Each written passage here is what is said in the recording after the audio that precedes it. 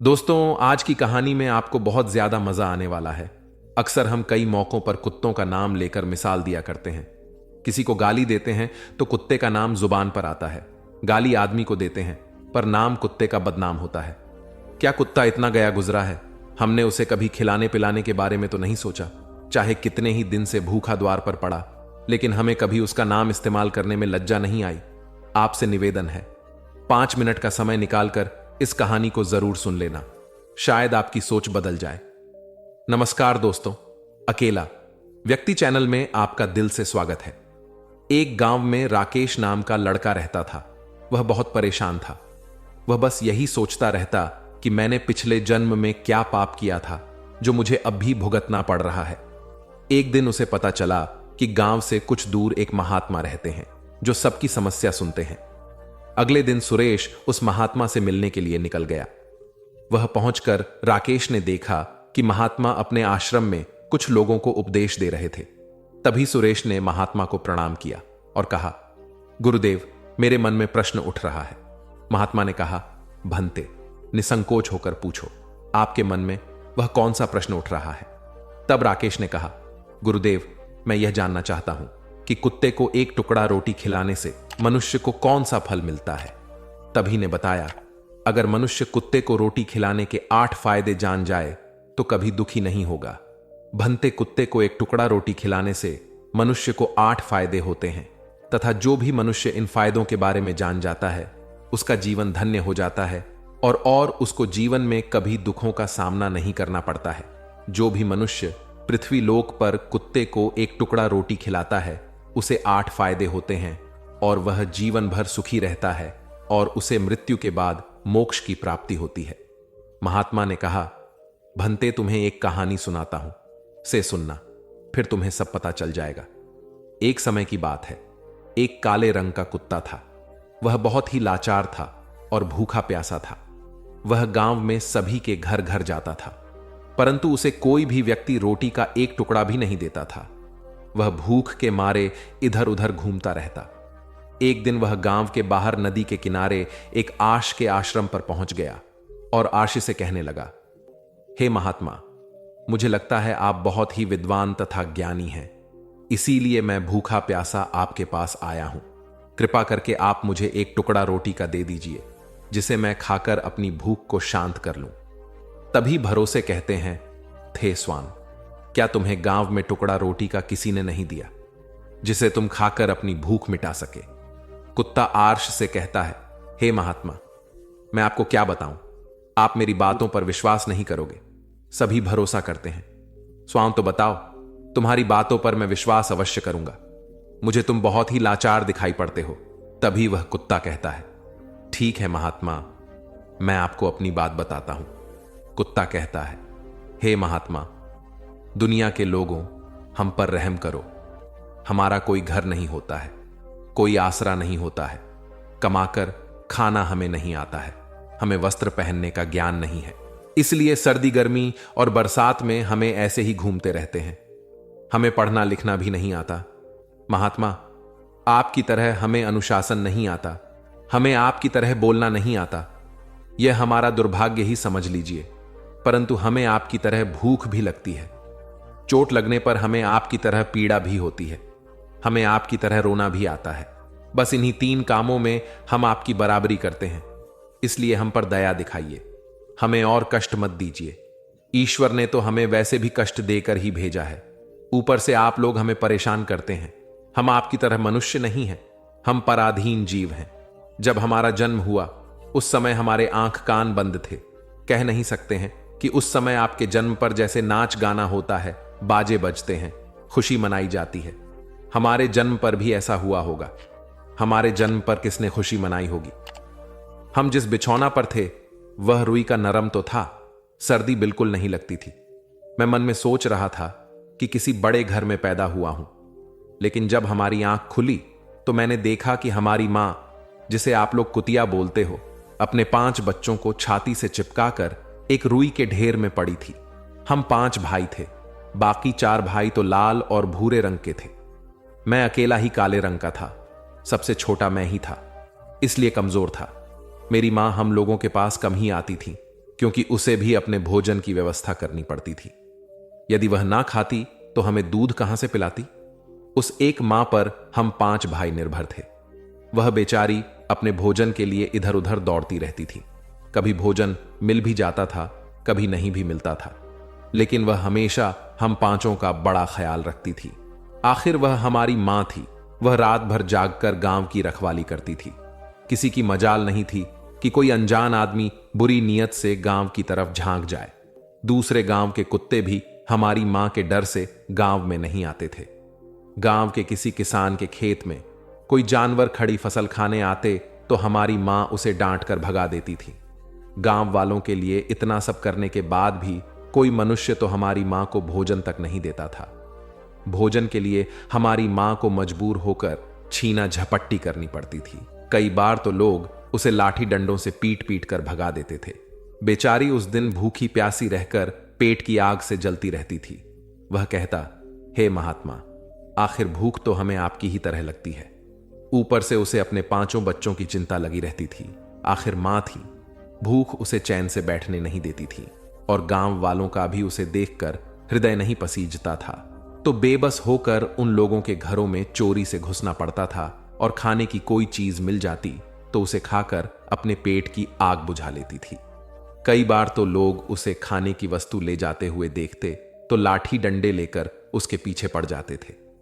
कुछ लोग तो कई बार उसे घर के अंदर बंद करके पीटते थे। हमारी मां का बुरा हाल कर देते थे।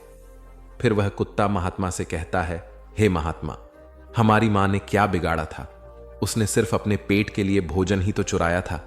चोरी करने का हमें कोई शौक नहीं है, पर पापी पेट हमें यह सब करने के लिए मजबूर कर देता है। एक दिन की बात है, बड़ी जोरदार बरसात हो रही थी और हम बरसात में पड़े थे। ठंडी हवा चल रही थी। उस ठंड में ठिठुर कर हमारे 3 भाई मारे गए। उस दिन हमारी मां बहुत रोई थी, लेकिन मनुष्य हमारी पीड़ा को नहीं समझे, क्योंकि उनके बच्चे थोड़े ही मर रहे थे। फिर वह कुत्ता कहता है, हे महात्मा, अब हम सिर्फ 2 भाई रह गए थे। हमारी मां हम दोनों की अच्छे से देखभाल करने लगी। फिर एक दिन उसी गांव में एक सेठ के घर पर दावत चल रही थी और अनेक प्रकार की मिठाइयां बन रही थीं। सेठ जी के घर काफी मेहमान आए हुए थे। हमारी मां कुछ खाने की तलाश में बार बार उधर जाती, लेकिन लोग उसे दुत्कार कर भगा देते थे। किसी को उस पर इतना भी तरस नहीं आया कि एक रोटी उस बेचारी को खाने को दे देते। एक रोटी से उसका क्या बिगड़ जाता? मेरी मां बार बार जाती और वहीं खड़ी खड़ी देखती रहती। सेठ जी के आंगन में दावत खाने का सिलसिला चालू हुआ। भोजन परोसा जाने लगा। मेरी मां भी वहीं जाकर पूंछ हिलाने लगी। खाना परोसने वाला आदमी जब किसी काम से भीतर गया तो मेरी मां दबे पांव रोटी लेने को चल पड़ी। फिर दूसरे आदमी ने मेरी मां को जाते हुए देख लिया तो चारों ओर से लोग चिल्ला चिल्ला कर उसकी तरफ भागे। मेरी मां उनकी चीख सुनकर घबरा गई। 2-3 आदमी लाठी लेकर उसके पीछे बड़ी बेरहमी से दौड़े। मेरी मां वहां से घबरा कर भागने लगी, परंतु उसे वहां से निकलने का कोई रास्ता नहीं मिला, क्योंकि सामने से लोग लाठी डंडे लेकर आ रहे थे। तभी मेरी मां वहां पर जो लोग भोजन कर रहे थे उनको लांघ कर निकल गई। आगे वह कुत्ता कहता है, हे मुनिवर, मेरी मां अपने निकलने पर इतनी हैरान नहीं थी जितना कि उन लोगों को देखकर हुई थी जो वहां पर दावत खा रहे थे। वह सब उठकर खड़े हो गए। उन्होंने भोजन करना छोड़ दिया और कहने लगे कि कुतिया के लांघ जाने के कारण भोजन भ्रष्ट हो गया है। सब एक दूसरे से विचार विमर्श कर रहे थे कि अब क्या किया जाए। खाना तो सब खराब हो गया है। फिर सेठ जी फूट फूट कर रोने लगे। कुछ लोग तो यह भी कह रहे थे कि भाई, कुतिया के लांघने से भोजन खराब कैसे हो गया? उसने खाने में मुंह थोड़ी डाला है, सिर्फ ऊपर से लाकर ही तो गई है। और कहने लगे, शहरों में तो लोग कुत्ते को पालकर घर के अंदर सुलाते भी हैं और खिलाते भी हैं, तो इसमें कोई बुरी बात नहीं है। अगर कुतिया लांघ कर गई है तो भोजन खराब नहीं हुआ है। लेकिन उनमें से कुछ लोग बड़े घरों से ताल्लुक रखते थे, उन्होंने एक भी नहीं चलने दी। वह सभी कह रहे थे कि भोजन तो भ्रष्ट हो गया है, यह हमारे खाने के लायक नहीं है। आखिरकार उन्हीं की बात मानी गई। अब तो वह सारा भोजन गरीबों में बांट दिया गया। उस दिन तो मेरी मां को खूब पेट भर खाना मिला था। ऐसा सुख उसने जीवन में कभी नहीं पाया था, लेकिन वह सुख उसके लिए बड़ी मुसीबत बन गया। भोजन करके वह वहां आराम से लेटी ही थी। उतने में सेठ डंडा लेकर वहां पहुंचा और उसे बुरी तरह से पीटने लगा। मेरी मां को वहां से भागने का भी कोई अवसर नहीं मिल पाया। डंडे की चोट से वह बुरी तरह से चिल्लाने लगी। मां का विलाप सुनकर पत्थर भी पिघल जाता, पर उस क्रूर को उस पर जरा भी रहम नहीं आया। वह उसे कठोरता पूर्वक पीटता रहा। मौत का वह स्वर पूरे गांव में सुनाई दे रहा था। तब कुछ लोग आए और उसे समझाते हुए बोले, सेठ जी, जाने दो, भूख में तो आदमी की भी बुद्धि भ्रष्ट हो जाती है। यह तो एक पशु है, इसे अच्छे बुरे का ज्ञान नहीं है। अब इसे मारकर आपको क्या मिलेगा? जो होना था सो हो गया। लोगों के समझाने के बाद उसने हमारी मां को पीटना बंद किया। फिर बड़ी मुश्किल हालात में वह हमारे पास आई। मां ने आकर सारी कहानी हम दोनों भाइयों को सुनाई। हमने सोचा कि कितना कष्ट भरा है। हम कुत्तों का जीवन आदमी एक रोटी के टुकड़े के बदले एक चोर के जितना पीटता है, बेकार है। ऐसे लोग जो हम लोगों की मजबूरी को नहीं समझते। वह कुत्ता कहता है, हे महात्मा, एक दिन की बात है, उसी गांव के बाहर एक ब्राह्मण आकर ठहरा हुआ था। उसने अपने भोजन के लिए एक जगह चूल्हा बनाया और उस पर दाल बनाने के लिए रख दी। उसके बाद आटा गूंद कर रख दिया। वह वहीं पास में कुएं पर पानी लेने चला गया। इधर कहीं से मेरी मां भी घूमती हुई वहीं पहुंच गई। उसने आटे को देखा तो सोचने लगी कि शायद इस आटे का कोई मालिक नहीं है। यही सोचकर वह उस आटे को खाने लगी। उधर उस ब्राह्मण ने कुएं के पास से देखा कि उसका आटा एक कुतिया खा रही है, तो वह बड़ा दुखी हुआ। वह बेचारा रोने लगा, क्योंकि वह भी 2 दिनों का भूखा और थका हुआ था। कुछ लोगों ने उसे कहा, अरे ब्राह्मण देवता, इस कुतिया ने तुम्हारा भी आटा बिगाड़ दिया। कल तो इसने सेठ जी की पूरी रसोई बिगाड़ कर रख दी थी। ब्राह्मण दुखी होता हुआ बोला, भाई, मुझे क्या मालूम था, ये दुष्ट कुतिया मेरे आटे को खाने के लिए घात लगाए बैठी हैं। ब्रह्मांड ने ना आव देखा, ना ताव लाठी लेकर उस कुतिया के ऊपर टूट पड़ा। मां उस आटे को ठीक से खा भी नहीं पाई थी, पर उससे ज्यादा उस पर लाठी पड़ गई। महीनों तक मेरी मां लड़खड़ाते हुए घूमती रही। तब उस दिन समझ में आया कि आदमी कितना खुदगर्ज है। हम उसका कोई भी कार्य करते हैं तो भी हमें कोई नहीं समझता। आगे वह कुत्ता कहता, हे मुनिवर, हमारी कमी यह है कि हम उन्हीं मतलबी इंसानों के अधीन रहना चाहते हैं, जो हमें कष्ट देता है, जो हमें प्यार से खिलाता है। हम उसके कितने काम आते हैं यह नहीं पता। उनके घर की रखवाली तो करते ही हैं, साथ ही साथ और भी बहुत सारे लाभ हैं जिन्हें मनुष्य नहीं जानता। महात्मा ने कहा, यदि मनुष्य कुत्ते को रोटी खिलाने के फायदे जान जाए तो अपने जीवन में होने वाले नुकसान से बच सकता है। आज मैं आपको बताऊंगा कुत्ते को रोटी खिलाने के 8 फायदे। मनुष्य को पता नहीं है कि जब भी घर में रोटी बनाई जाती है तो सबसे पहली रोटी गौ माता की होती है और पिछली रोटी कुत्ते की होती है।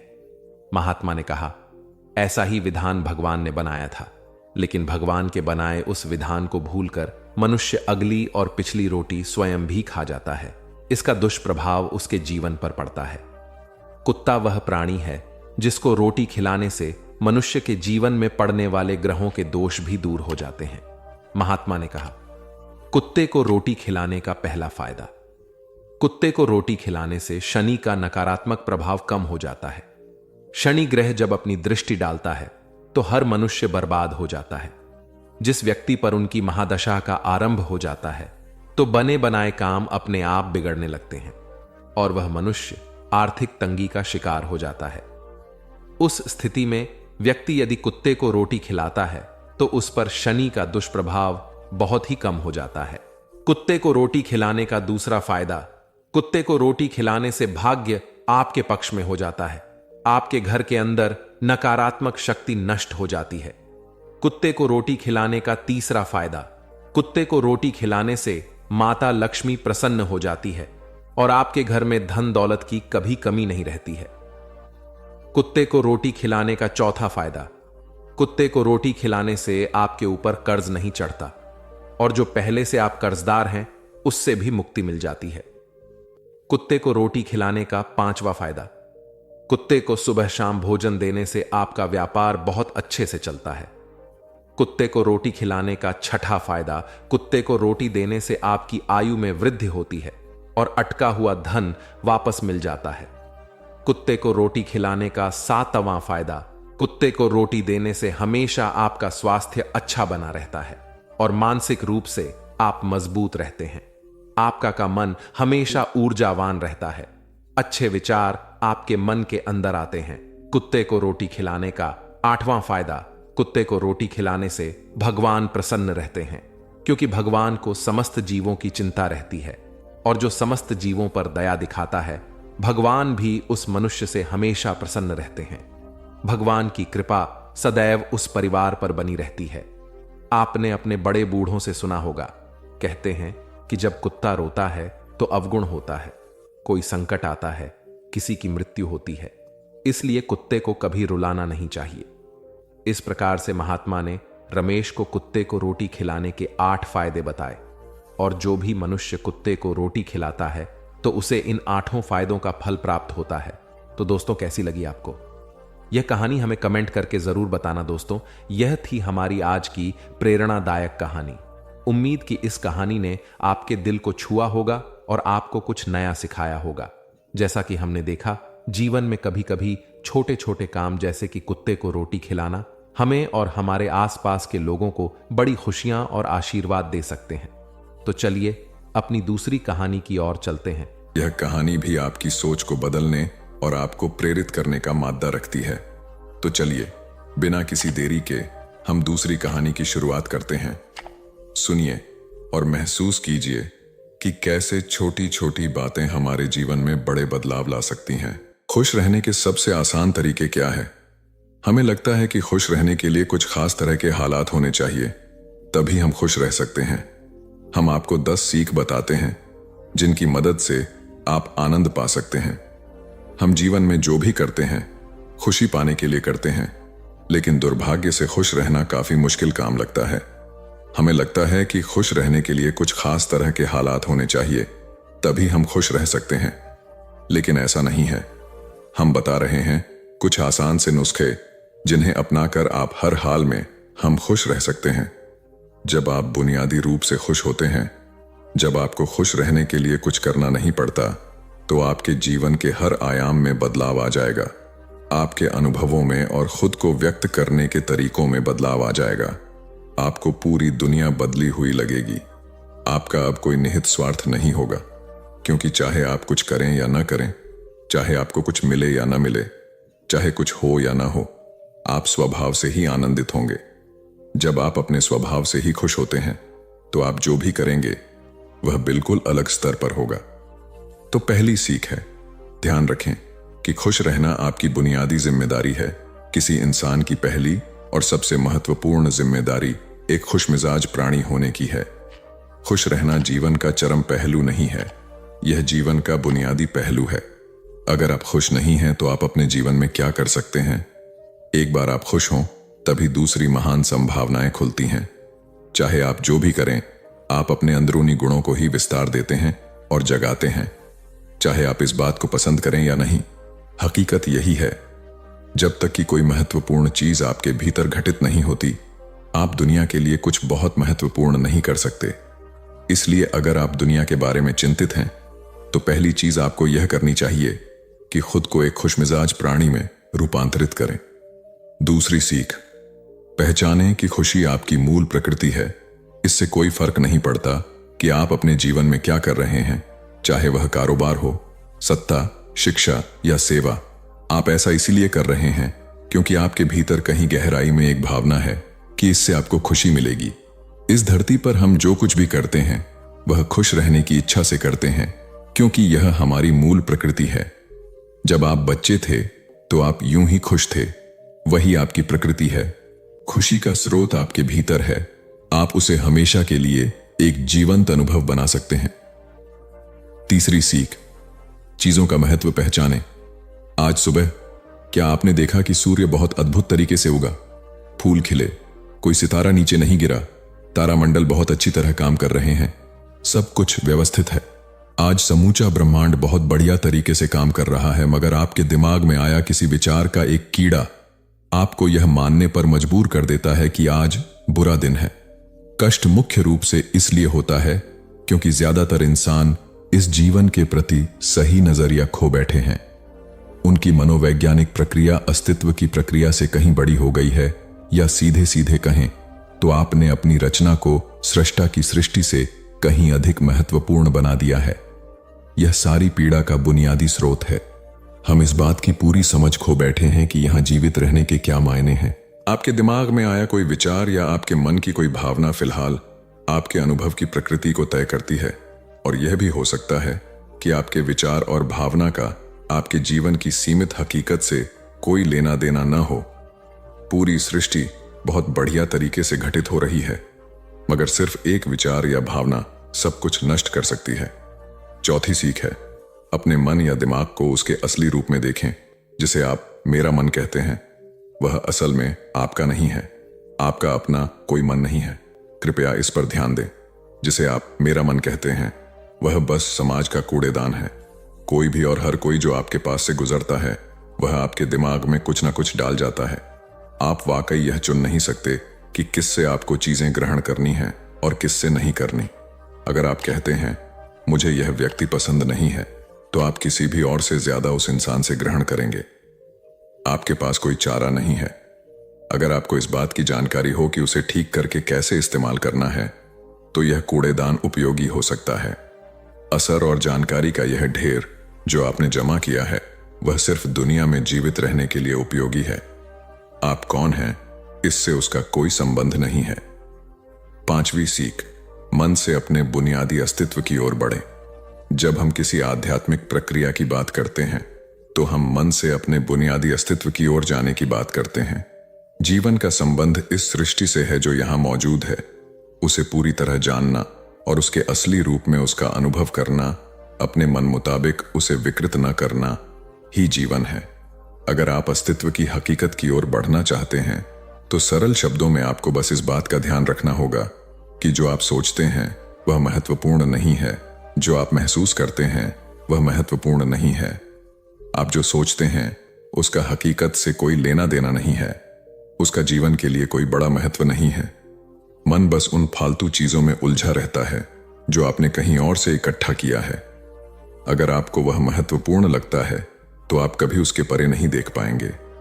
आपका ध्यान स्वाभाविक रूप से उस दिशा में जाता है जिसे आप महत्वपूर्ण मानते हैं। अगर आपके विचार और आपकी भावनाएं आपके लिए अहम हैं, तो स्वाभाविक रूप से आपका सारा ध्यान वहीं होगा। मगर यह सिर्फ एक मनोवैज्ञानिक हकीकत है। इसका अस्तित्व में मौजूद चीजों से कोई लेना देना नहीं है। कष्ट हम पर बरसाया नहीं जाता, उसे पैदा किया जाता है, और उसे बनाने वाला कारखाना आपके मन में है। अब इस कारखाने को बंद करने का समय है। छठी सीख, सब कुछ पाने की कोशिश न करें, अभिव्यक्त करना शुरू करें। आज हम इतने जोर शोर से खुशी की तलाश कर रहे हैं कि धरती का जीवन ही खतरे में पड़ गया है। खुशी की तलाश में न रहें। दुनिया में अपनी खुशी को अभिव्यक्त करना जानें। अगर आप मुड़कर अपने जीवन को देखें, तो आपके जीवन के सबसे खूबसूरत पल वे थे जब आप अपनी खुशी को अभिव्यक्त कर रहे थे, न कि जब आप उसकी तलाश कर रहे थे। जो आप बचाते हैं वह कभी आपका गुण नहीं होगा। जो आप फैलाते हैं, जो आप बिखेरते हैं, वह आपका गुण होगा। अगर आप अपनी खुशी को बचा बचा कर रखेंगे, तो जीवन के अंत में कोई ऐसा नहीं कहेगा उसने अपने अंदर खुशी का एक एक अंश बचा कर रखा, वह बहुत खुशी के साथ मरा। वे कहेंगे यह भयानक प्राणी अपनी जिंदगी में कभी मुस्कुराया तक नहीं। लेकिन अगर आप हर दिन अपनी खुशी और प्यार को फैलाएंगे, तो लोग कहेंगे अरे वह एक खुश मिजाज और प्यार करने वाला इंसान था। सातवीं सीख, पंटर सुख और दुख में मुस्कुराइए। सुबह जब आप उठते हैं, तो पहली चीज आपको यह करनी चाहिए कि आप मुस्कुराएं। किस पर? किसी पर नहीं, क्योंकि आप जगे, यह कोई छोटी बात नहीं है। लाखों लोग जो कल रात सोए थे आज नहीं उठे, मगर आप और मैं उठे।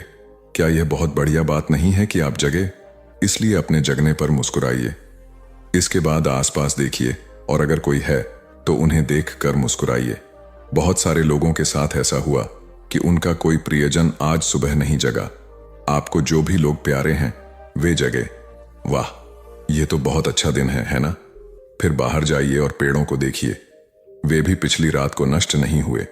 बहुत से लोगों को यह अजीब लग सकता है, मगर आपको इसका महत्व तब पता चलेगा जब आपका कोई प्रियजन सुबह नहीं उठेगा। इसका महत्व जानने के लिए तब तक का इंतजार न करें। यह कोई अजीब या हंसने वाली बात नहीं है। यह सबसे कीमती चीज है कि आप जीवित हैं और जो भी आपके लिए मायने रखता है वह जीवित है। इस दुर्भाग्यपूर्ण रात जब इतने सारे लोग नहीं उठे और कितने सारे लोगों के प्रियजन नहीं उठे, तब आप और आपके प्रियजन उठ पाए। क्या यह शानदार चीज नहीं है? इसका महत्व समझें और कम से कम मुस्कुराएं। कुछ लोगों को प्यार से देखना सीखें। 8वीं सीख, खुद को याद दिलाएं। बहुत से लोगों को यह सब भूलने में बस घंटा भर लगता है और जल्दी ही उनका रेंगने वाला दिमाग किसी को काटने के लिए आतुर हो जाता है। इसलिए हर घंटे खुद को एक खुराक दें, जीवन की अहमियत याद दिलाएं। अगर आप बहुत ही संवेदनहीन हैं तो हर आधे घंटे में खुद को याद दिलाएं। अगर आप भीषण रूप से संवेदनहीन हैं तो खुद को हर 5 मिनट पर याद दिलाएं। अपने आप को याद दिलाने में बस 10 सेकंड लगते हैं। आप इसे बस 2 सेकंड में भी कर सकते हैं। मैं जीवित हूं, तुम जीवित हो, और क्या चाहिए? 9वीं सीख, जो आपके अंदर है उसे बदलें वर्तमान में। आपके जीवन की गुणवत्ता उन कपड़ों से तय नहीं होती जो आप पहनते हैं। वह आपकी शैक्षिक योग्यताओं, आपकी परिवार की स्थिति या आपके बैंक बैलेंस से तय नहीं होती। आपके जीवन की गुणवत्ता इस पर निर्भर करती है कि आप अपने भीतर कितने शांत और खुश हैं। निश्चित रूप से जिसे भोजन नहीं मिलता और जिसके पास जीवित रहने के लिए जरूरी बुनियादी चीजों की कमी है, वह शारीरिक रूप से बहुत कष्ट में होगा। इस पर ध्यान दिए जाने की जरूरत है। ऐसे लोगों के लिए हमें उन बुनियादी चीजों की व्यवस्था करनी होगी, मगर बाकियों के लिए उनकी जरूरतें एक अंतहीन सूची है। आपको लगता है कि कार चला रहा आदमी सड़क पर पैदल चल रहे आदमी से ज्यादा खुश है? नहीं, आपके पास क्या है उससे यह तय नहीं होता। यह इस पर निर्भर करता है कि वे उस समय कैसा महसूस कर रहे। 10वीं और आखिरी सीख, अपने आप को दूसरों से तुलना करना छोड़ दें। ज्यादातर लोग इसलिए दुखी नहीं होते क्योंकि उनके पास किसी चीज की कमी होती है। वे दुखी इसलिए होते हैं क्योंकि वे खुद की तुलना किसी और से करते हैं। आप एक मोटरबाइक चला रहे हैं, आप किसी को मर्सिडीज चलाते देखते हैं और खुद को दुखी कर लेते हैं। साइकिल पर चलने वाला कोई व्यक्ति आपको मोटरबाइक पर देखता है और यह उसके लिए लिमोसीन है। पैदल चलता कोई व्यक्ति साइकिल को देखकर सोचता है, अरे वाह, अगर मेरे पास सिर्फ यह साइकिल होती तो मैं अपनी जिंदगी में क्या क्या कर लेता। यह एक बेवकूफाना खेल है जो चलता रहता है। जो लोग खुश रहने के लिए बाहरी हालात पर निर्भर रहते हैं, वे कभी अपनी जिंदगी में सच्ची खुशी नहीं महसूस कर पाएंगे। निश्चित रूप से अब समय है कि हम अपने अंदर झांकें और देखें कि हम किस तरह खुशहाली में रह सकते हैं। जीवन के अपने अनुभव से आप साफ साफ देख सकते हैं कि सच्ची खुशी आपको तभी मिलती है जब आपके अंतर्मन में बदलाव आता है। जब आप खुश होने के लिए बाहरी स्थितियों पर निर्भर होते हैं तो आपको समझना चाहिए कि बाहरी हालात कभी भी 100% आपके अनुकूल नहीं होते। जब यह हकीकत है तो कम से कम इस एक इंसान यानी कि आप को उस तरह रहना चाहिए जैसे आप रहना चाहते हैं। अगर आप अपने अंदर उस तरह होते हैं जिस रूप में आप खुद को रखना चाहते हैं तो आप कुदरती तौर पर खुश होंगे। यह कोई ऐसी चीज नहीं है जिसे आपको खोजना पड़े। अगर आप अपनी मूल प्रकृति में वापस चले जाते हैं तो आप सिर्फ खुश ही रहेंगे। हमारी दूसरी कहानी है अपने मन पर नियंत्रण कैसे करें। आज हम आपको मन पर नियंत्रण करने के 10 उपाय बताएंगे। अगर आप फॉलो करते हैं तो यकीनन आप अपने मन पर नियंत्रण कर पाएंगे। तो चलिए दोस्तों, हम आपको एक एक करके समझाते हैं। अपने मन को नियंत्रित करने के लिए 10 युक्तियां। हमारे मन में अक्सर दिन भर में इतने सारे विचार आते हैं कि यह महसूस करना मुश्किल हो जाता है कि हम उन पर पूरी तरह से नियंत्रण रख पा रहे हैं। कभी कभी ऐसा लगता है कि वे आपके दिमाग पर हावी हो गए हैं। आप एक ऐसे दिन के बाद बिस्तर पर लेट रहे हैं जो कभी खत्म होता नहीं दिख रहा था। आपका शरीर थका हुआ है और आपके तकिए आपको बुला रहे हैं, लेकिन जैसे ही आप बिस्तर पर लेटते हैं आपका दिमाग पागल हो जाता है। ये विचार अचानक से आपके दिमाग में आते हैं और आपको नहीं पता कि इनके बारे में क्या करना है। अचानक आप तनाव में आ जाते हैं और आपको लगता है कि आप कभी सो नहीं पाएंगे। तब आपको पता चलेगा कि आपको अपने मन को नियंत्रित करना सीखना होगा। आप सीख सकते हैं कि उन अवांछित नकारात्मक विचारों को अधिक सकारात्मक सोच के लिए कैसे बदला जाए। यह आपकी उंगलियों के इशारे से नहीं होगा, लेकिन निरंतर प्रयास से आप अपने विचारों को अधिक उत्पादक, सकारात्मक चीजों पर केंद्रित करने में सक्षम होंगे। आइए जानें कि अपने विचारों को नियंत्रित करना क्यों महत्वपूर्ण है और हमारे विचार हमारे शरीर के बाकी हिस्सों से किस प्रकार जुड़े हुए हैं। अवांछित विचार क्या हैं? हम जानते हैं कि सकारात्मक सोच और आशावाद वास्तव में हमारे स्वास्थ्य और शारीरिक कल्याण में सुधार कर सकते हैं, लेकिन अवांछित विचार हमें नकारात्मक भावनाओं से भर सकते हैं और हमें पराजित महसूस करा सकते हैं। वे हमें अतीत में उलझाकर या भविष्य के बारे में चिंतित महसूस कराकर वर्तमान क्षण से दूर ले जाते हैं। अवांछित विचारों के साथ हम नकारात्मक आत्मचर्चा से जूझ सकते हैं, क्योंकि हम कम आत्मविश्वास महसूस करते हैं, अधिक आत्मसंदेह करते हैं और हमारा आत्मसम्मान कम होता है। कभी कभी ये नकारात्मक विचार स्वतः स्फूर्त लग सकते हैं। शायद किसी बात ने आपको किसी ऐसे दोस्त की याद दिला दी हो जिसे आपने खो दिया हो, या कोई अवसर चूक गया हो। उस समय आपके अवांछित विचार आपके काम को नुकसान पहुंचा सकते हैं या आपको कुछ नया करने से रोक सकते हैं। और अगर आप अपने मानसिक स्वास्थ्य से जूझ रहे हैं तो यह और भी बुरा हो सकता है। शोध से पता चला है कि अवसाद अधिक नकारात्मक विचार पैदा करता है, जिससे आपके अपने मन को नियंत्रित करना कठिन हो जाता है। अगर हम अपने विचारों पर नियंत्रण पाने के लिए प्रयास नहीं करते हैं तो हमारे अवांछित विचार हमारे समग्र स्वास्थ्य पर नकारात्मक प्रभाव डाल सकते हैं। अगर आपको लगता है कि अवांछित विचारों से जूझने वाले आप अकेले नहीं हैं, तो आप अकेले नहीं हैं। बेटर अप में हमारे कोच स्वस्थ स्वास्थ्य के निर्माण की दिशा में काम करते समय सहायता और मार्गदर्शन प्रदान करते हैं। अवांछित विचारों से दूर अपने मन पर नियंत्रण पाना सीखना आसान नहीं है। इसके लिए कड़ी मेहनत और भरपूर ध्यान की आवश्यकता होती है। कुछ दिनों में आपके अवांछित विचार आप पर भारी पड़ सकते हैं, लेकिन महत्वपूर्ण बात यह है कि आप इस विचार से बचें। क्या आप अपने मन को नियंत्रित कर सकते हैं? क्योंकि आप निश्चित रूप से कर सकते हैं। माइंडफुलनेस, मेडिटेशन और श्वास व्यायाम का अभ्यास करें। अपने आत्म संवाद में अपमान के स्थान पर सकारात्मक कथनों को शामिल करें। अपने दिमाग को शांत करने के लिए दिन में कुछ समय रुकें। नकारात्मक विचारों को जन्म देने वाली चीजों से बचें, जैसे सोशल मीडिया पर स्क्रॉल करना। यदि आप भ्रमित हैं या अनिश्चित हैं कि कैसे सोचें, तो अपने अवांछित विचारों जैसे चिंतन या बुरे रवैये का कारण बनने वाले पैटर्न की पहचान करने के लिए बेहतर आत्म जागरूकता विकसित करें। अपने भीतर के आलोचक को चुनौती देने और परिस्थितियों के प्रति अपने दृष्टिकोण को बदलकर अधिक सकारात्मक बनने का प्रयास करें। सुनिश्चित करें कि आप व्यायाम करने के बाद या तनावपूर्ण दिन में अपने दिमाग को ठीक से आराम दें। अपने विचारों को डायरी में लिखें और उन्हें बाहर निकालें तथा अपनी भावनाओं को व्यक्त करें।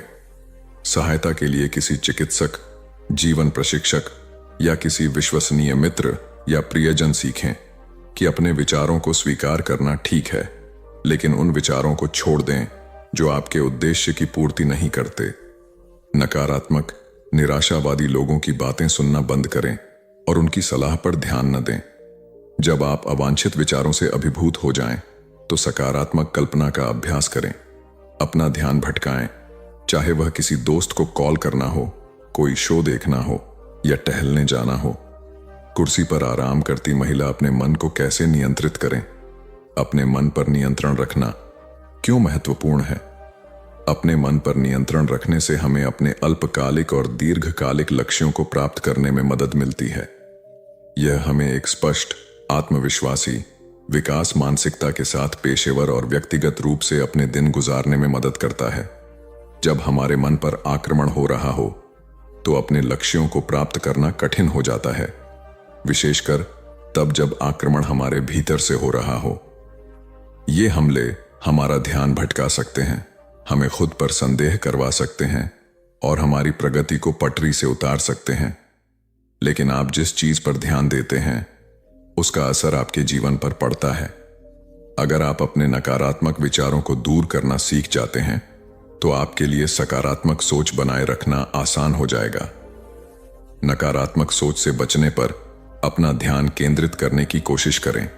अधिक केंद्रित मानसिकता के साथ, जो अवांछित विचारों से दबी हुई नहीं है, हम वह हासिल कर सकते हैं जिसे हम हासिल करना चाहते हैं।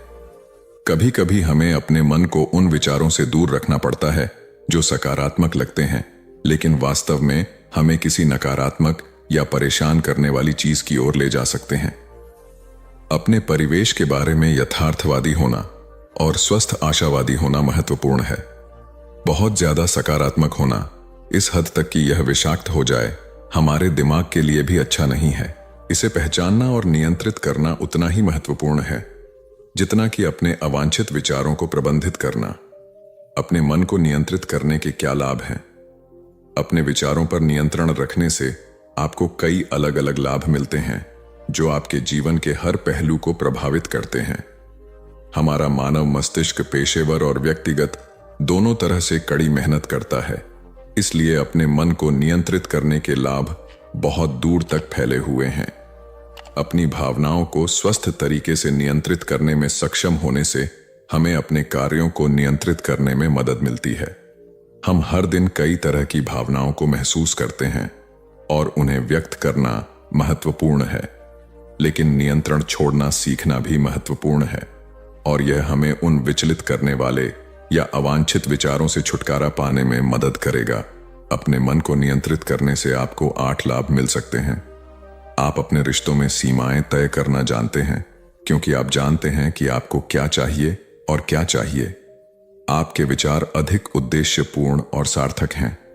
आप जीवन में अधिक स्वस्थ और खुशहाल जीवन विकसित कर सकते हैं। आप अपने सामने आने वाली किसी भी चुनौती पर रचनात्मक, प्रभावी तरीके से विजय प्राप्त कर सकते हैं। निर्णय लेने के मामले में आपके पास अधिक अंतर्दृष्टि है। आप में आत्म जागरूकता की भावना अधिक होती है।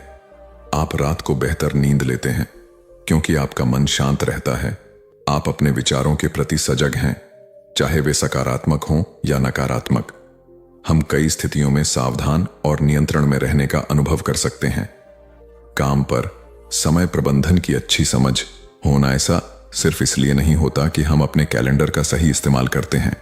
ऐसा इसलिए होता है क्योंकि हम अपने ऊर्जा स्तर, विचारों और कार्यों के प्रति, भावनाओं के प्रति सजग रहते हैं। इस नियंत्रण को छोड़ देने से हमें काम पर बर्नआउट के तनाव से उबरने में भी मदद मिलती है। हम सब कुछ नहीं कर सकते, चाहे हम कितनी भी कोशिश कर लें। अगर हम चिंता या उच्च तनाव के स्तर पर हैं, तो माइंडफुलनेस तब मददगार हो सकती है जब हम अपने मन को नियंत्रित करना सीख लें। माइंडफुल प्रैक्टिस हमें अपने तनाव को प्रबंधित करने और उसे कम करने में मदद करती है। शोध में यह भी पाया गया है कि माइंडफुलनेस मेडिटेशन और गहरी सांस लेने से लोगों को चिंता पर काबू पाने में मदद मिलती है।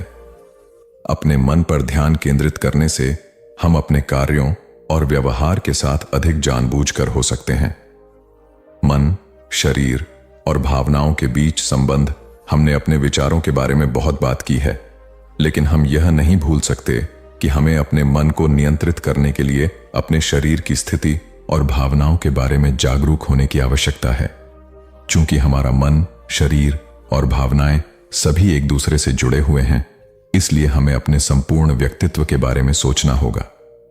जीवन जीने के लिए एक संपूर्ण व्यक्ति दृष्टिकोण का मतलब है कि यह सब आपके बारे में है। आप ड्राइवर की सीट पर हैं और विस्तार से बता रहे हैं कि आप क्या महसूस करते हैं, आपका शरीर कैसा काम कर रहा है और आपके दिमाग में क्या चल रहा है, और प्रत्येक भाग उतना ही महत्वपूर्ण है जितना कि अगला।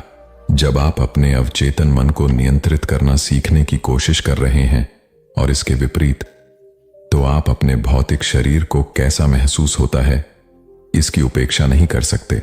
हमारे मन, शरीर और आत्मा के बीच संतुलन बनाने का प्रयास, इससे हमें समग्र रूप से स्वस्थ रहने में मदद मिलेगी और हमारे निजी और पेशेवर जीवन को विपरीत नहीं माना जा सकता। अगर हमारा निजी जीवन स्वस्थ है लेकिन हमारा करियर हम पर भारी पड़ रहा है, तो हमारा समग्र स्वास्थ्य प्रभावित होता है। अपने करियर में सफल होने के लिए यह भी जरूरी है कि हम रात को ठीक से सोएं, संतुलित भोजन करें और सामाजिक संबंध बनाएं। अगर आप किसी एक क्षेत्र की उपेक्षा कर रहे हैं क्योंकि वह महत्वहीन लगता है, तो आप अपना जीवन नहीं बदल सकते। आप एक संपूर्ण व्यक्ति हैं और आपको अपने संपूर्ण स्व का ध्यान रखना चाहिए। याद रखें, आप अपने मन के मालिक हैं, जैसा कि संपूर्ण व्यक्ति दृष्टिकोण बताता है। अपने आप को यह याद दिलाना महत्वपूर्ण है कि आप नियंत्रण में हैं। कोई और आपको यह नहीं बता सकता कि आपको क्या सोचना चाहिए या क्या नहीं। इसलिए यह आप पर निर्भर है कि आप क्या काम करते हैं। कभी कभी अपने अवांछित विचारों को चुनौती देना और उन्हें दूर करने के लिए आवश्यक कड़ी मेहनत करना कठिन हो सकता है, लेकिन बहादुर बनकर और अब भी नकारात्मक विचारों से निपटना भविष्य में स्वस्थ, अधिक सकारात्मक सोच के लिए जगह बनाएगा। आप तय करते हैं कि आपके मन में कौन से विचार आते हैं और आप उनसे कैसे बातचीत करते हैं। भविष्य में अपने आप से पूछें, क्या आप अपने मन को खुद पर नियंत्रण करने देंगे या आप अपने मन को नियंत्रित करना सीखने की दिशा में काम करेंगे। हर किसी को यह महसूस करने का हक है कि उनका दिमाग उनका अपना है। यह आपको आवश्यक सहायता प्रदान कर सकता है ताकि आप अपने अवांछित विचारों से छुटकारा पा सकें और उन्हें ऐसे विचारों से प्रतिस्थापित कर सकें जो आपकी भलाई में मदद करते हैं। तो चलिए अब चलते हैं अपनी तीसरी और आखिरी कहानी की तरफ। ये स्टोरी हम आपको एक कहानी के माध्यम से साझाएंगे। तो चलिए शुरू करते हैं। एक राजा ने अपने पुरुषार्थ से राज्य को समृद्ध बना दिया था। राज्य में रण बड़ी सुखी थी क्योंकि वह प्रत्येक वर्ग के हितों को ध्यान में रखकर काम करता था। जब राजा वृद्ध हुआ तो उसे योग्य उत्तराधिकारी को चिंता सताने लगी, क्योंकि उसे लगता कि योग्य उत्तराधिकारी के बिना सुव्यवस्था अव्यवस्था में बदल जाएगी और प्रजा की परेशानी बढ़ जाएगी। हालांकि राजा का एक बेटा था, किंतु वह अत्यधिक आलसी और कर्महीन था। वह स्वयं को मालिक समझता और शेष सभी को अपना गुलाम। यह अहंकार उसके आचरण में सदैव झलकता था। राजा उसे सुधारने के उद्देश्य से बुद्ध के आश्रम में छोड़ आया। बुद्ध ने अगले ही दिन राजकुमार को आदेश दिया, वत्स, यहां से 5 कोस पर एक जंगल है। तुम वहां जाकर फूलों के कुछ पौधे ले आओ और उन्हें आश्रम के अहाते में लगा दो। यह सुनते ही राजकुमार को बड़ा क्रोध आया, क्योंकि उसने तो आदेश देना ही सीखा था। चूंकि उसके पिता ने बुद्ध को बात मानने को कहा था, इसलिए वह मन मारकर जंगल गया और फूलों के पौधे लाकर आश्रम में लगा दिए। राजकुमार ने उन्हें सींचा और जानवरों से बचाने के लिए उनकी रात दिन रखवाली की। कुछ महीनों में सारा आश्रम भांति भांति के सुंदर फूलों से खिल उठा। राजकुमार अपनी मेहनत का ऐसा फल देखकर बहुत प्रसन्न हुआ।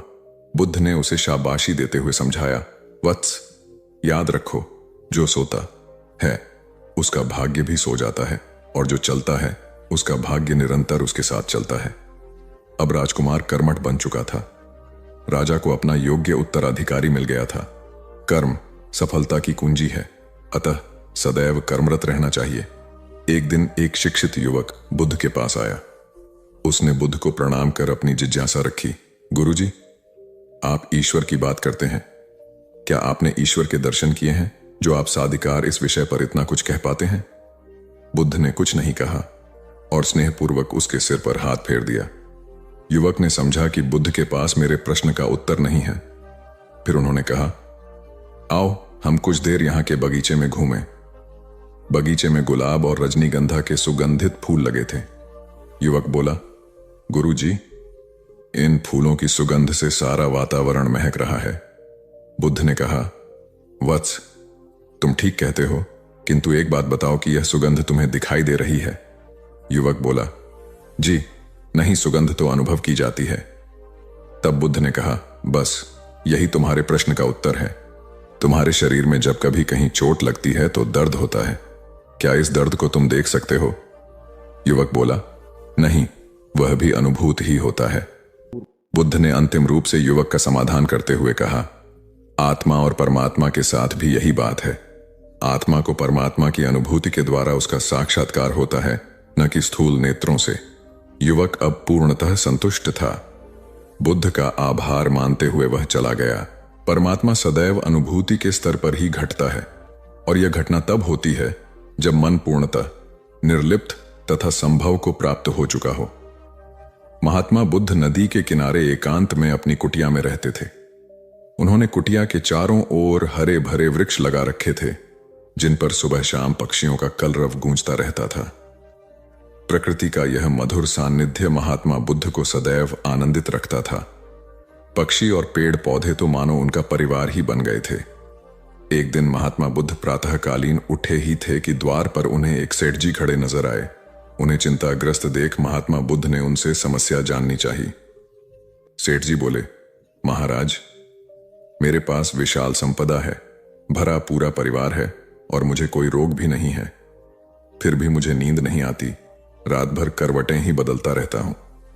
महात्मा बुद्ध ने आत्मीयता से सेठ जी के सिर पर हाथ फेरकर कहा, सेठ, तुम्हारे पास सब कुछ भले ही हो, किंतु वह नहीं है जो नींद के लिए आवश्यक है। सेठ ने पूछा, वह क्या है महाराज? महात्मा बोले, तुम चारों ओर चिंताओं से घिरे हो, धन संपत्ति की चिंता, व्यापार व्यवसाय की चिंता, परिवार की चिंता। स्मरण रखो कि चिंता चयन में शत्रुता है। सेठ ने इससे बचने का उपाय पूछा तो उन्होंने कहा, तुम प्रकृति से शिक्षा ग्रहण करो। पेड़ पौधे, फूल, पानी और प्रकाश के रूप में उसकी अनंत संपदा चारों ओर बिखरी हुई है, किंतु वह चिंता मुक्त है। अपनी इस दौलत को पूरी दुनिया पर दोनों हाथों से सत्य लुटाती रहती है। तुम यदि उससे प्रेरणा लेकर अपना जीवन भी उसके अनुरूप बना लोगे तो तुम्हें न केवल नींद आएगी बल्कि अतीव शांति महसूस होगी। सेठ ने महात्मा बुद्ध की बात का मर्म समझा और लोक कल्याण की राह पर चल पड़ा।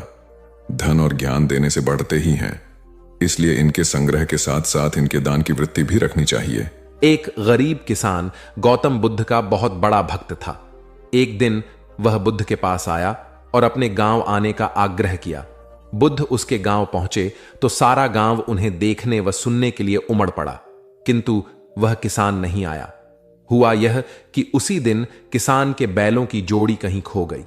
किसान इस दुविधा में रहा कि बुद्ध का प्रवचन सुने या अपने बैलों को खोजे। काफी सोचने के बाद उसने अपने बैलों को खोजने का निर्णय किया। घंटों भटकने के बाद बैल मिले। थकाहारा किसान घर आया और भोजन कर सो गया। अगले दिन वह अति संकोच से क्षमा प्रार्थी बन बुद्ध के पास पहुंचा तो वे बड़े स्नेह से बोले, मेरी दृष्टि में यह किसान मेरा सच्चा अनुयायी है। इसने उपदेश से अधिक महत्व कर्म को दिया। यदि यह कल बैलों को न ढूंढते हुए उपदेश सुनता तो मेरी बातें इसकी समझ में नहीं आती, क्योंकि मन बैलों में अटका रहता।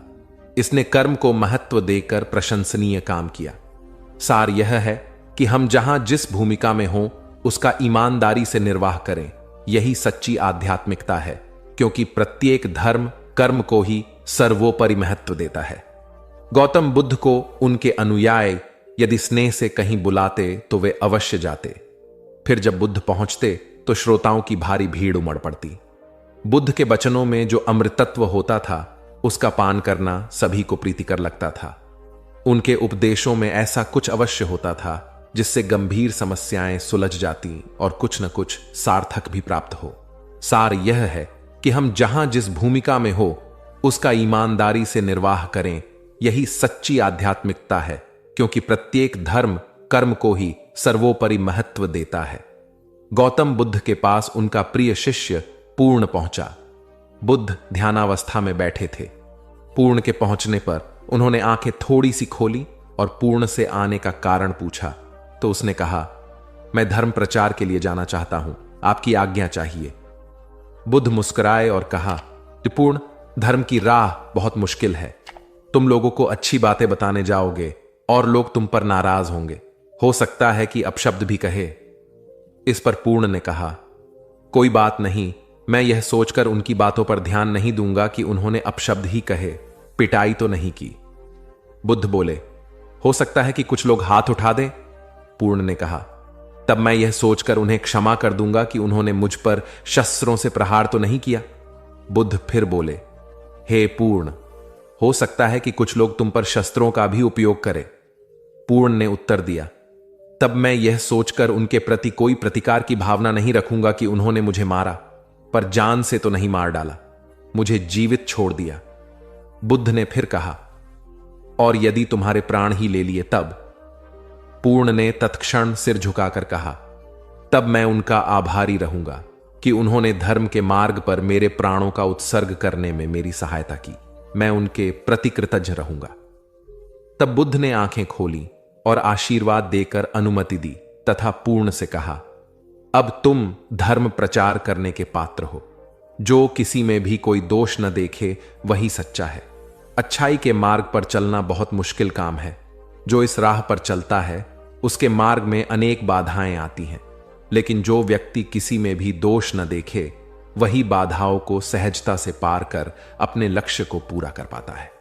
एक बार गौतम बुद्ध जब वन से गुजर रहे थे, तब एक राक्षसी हाथ में तलवार लेकर प्रकट हुई और कहा, अरे बुद्ध, आज तुम्हारे प्रेम को मेरी घृणा के सामने झुकना ही पड़ेगा।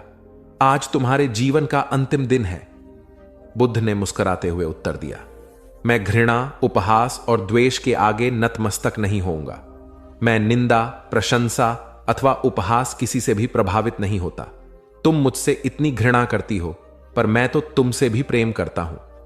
राक्षसी ने पूछा, तुम मुझसे प्रेम क्यों करते हो?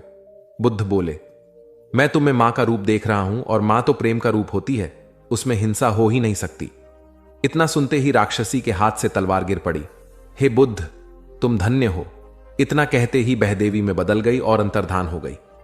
दरअसल जो लोग दूसरों से द्वेष करते हैं, अंत में एक दिन घृणा उन्हें नष्ट कर देती है। घृणा से घिरे हुए लोगों को एक दिन घृणा ले डूबती है। प्रेम सत्य के आवरण से ढका होता है। सत्य से जुड़ा हुआ व्यक्ति सदैव आनंद में जीता है। सत्य को केवल अपने तक सीमित मत रखो, उसे अपने कर्मों में ढालना होगा।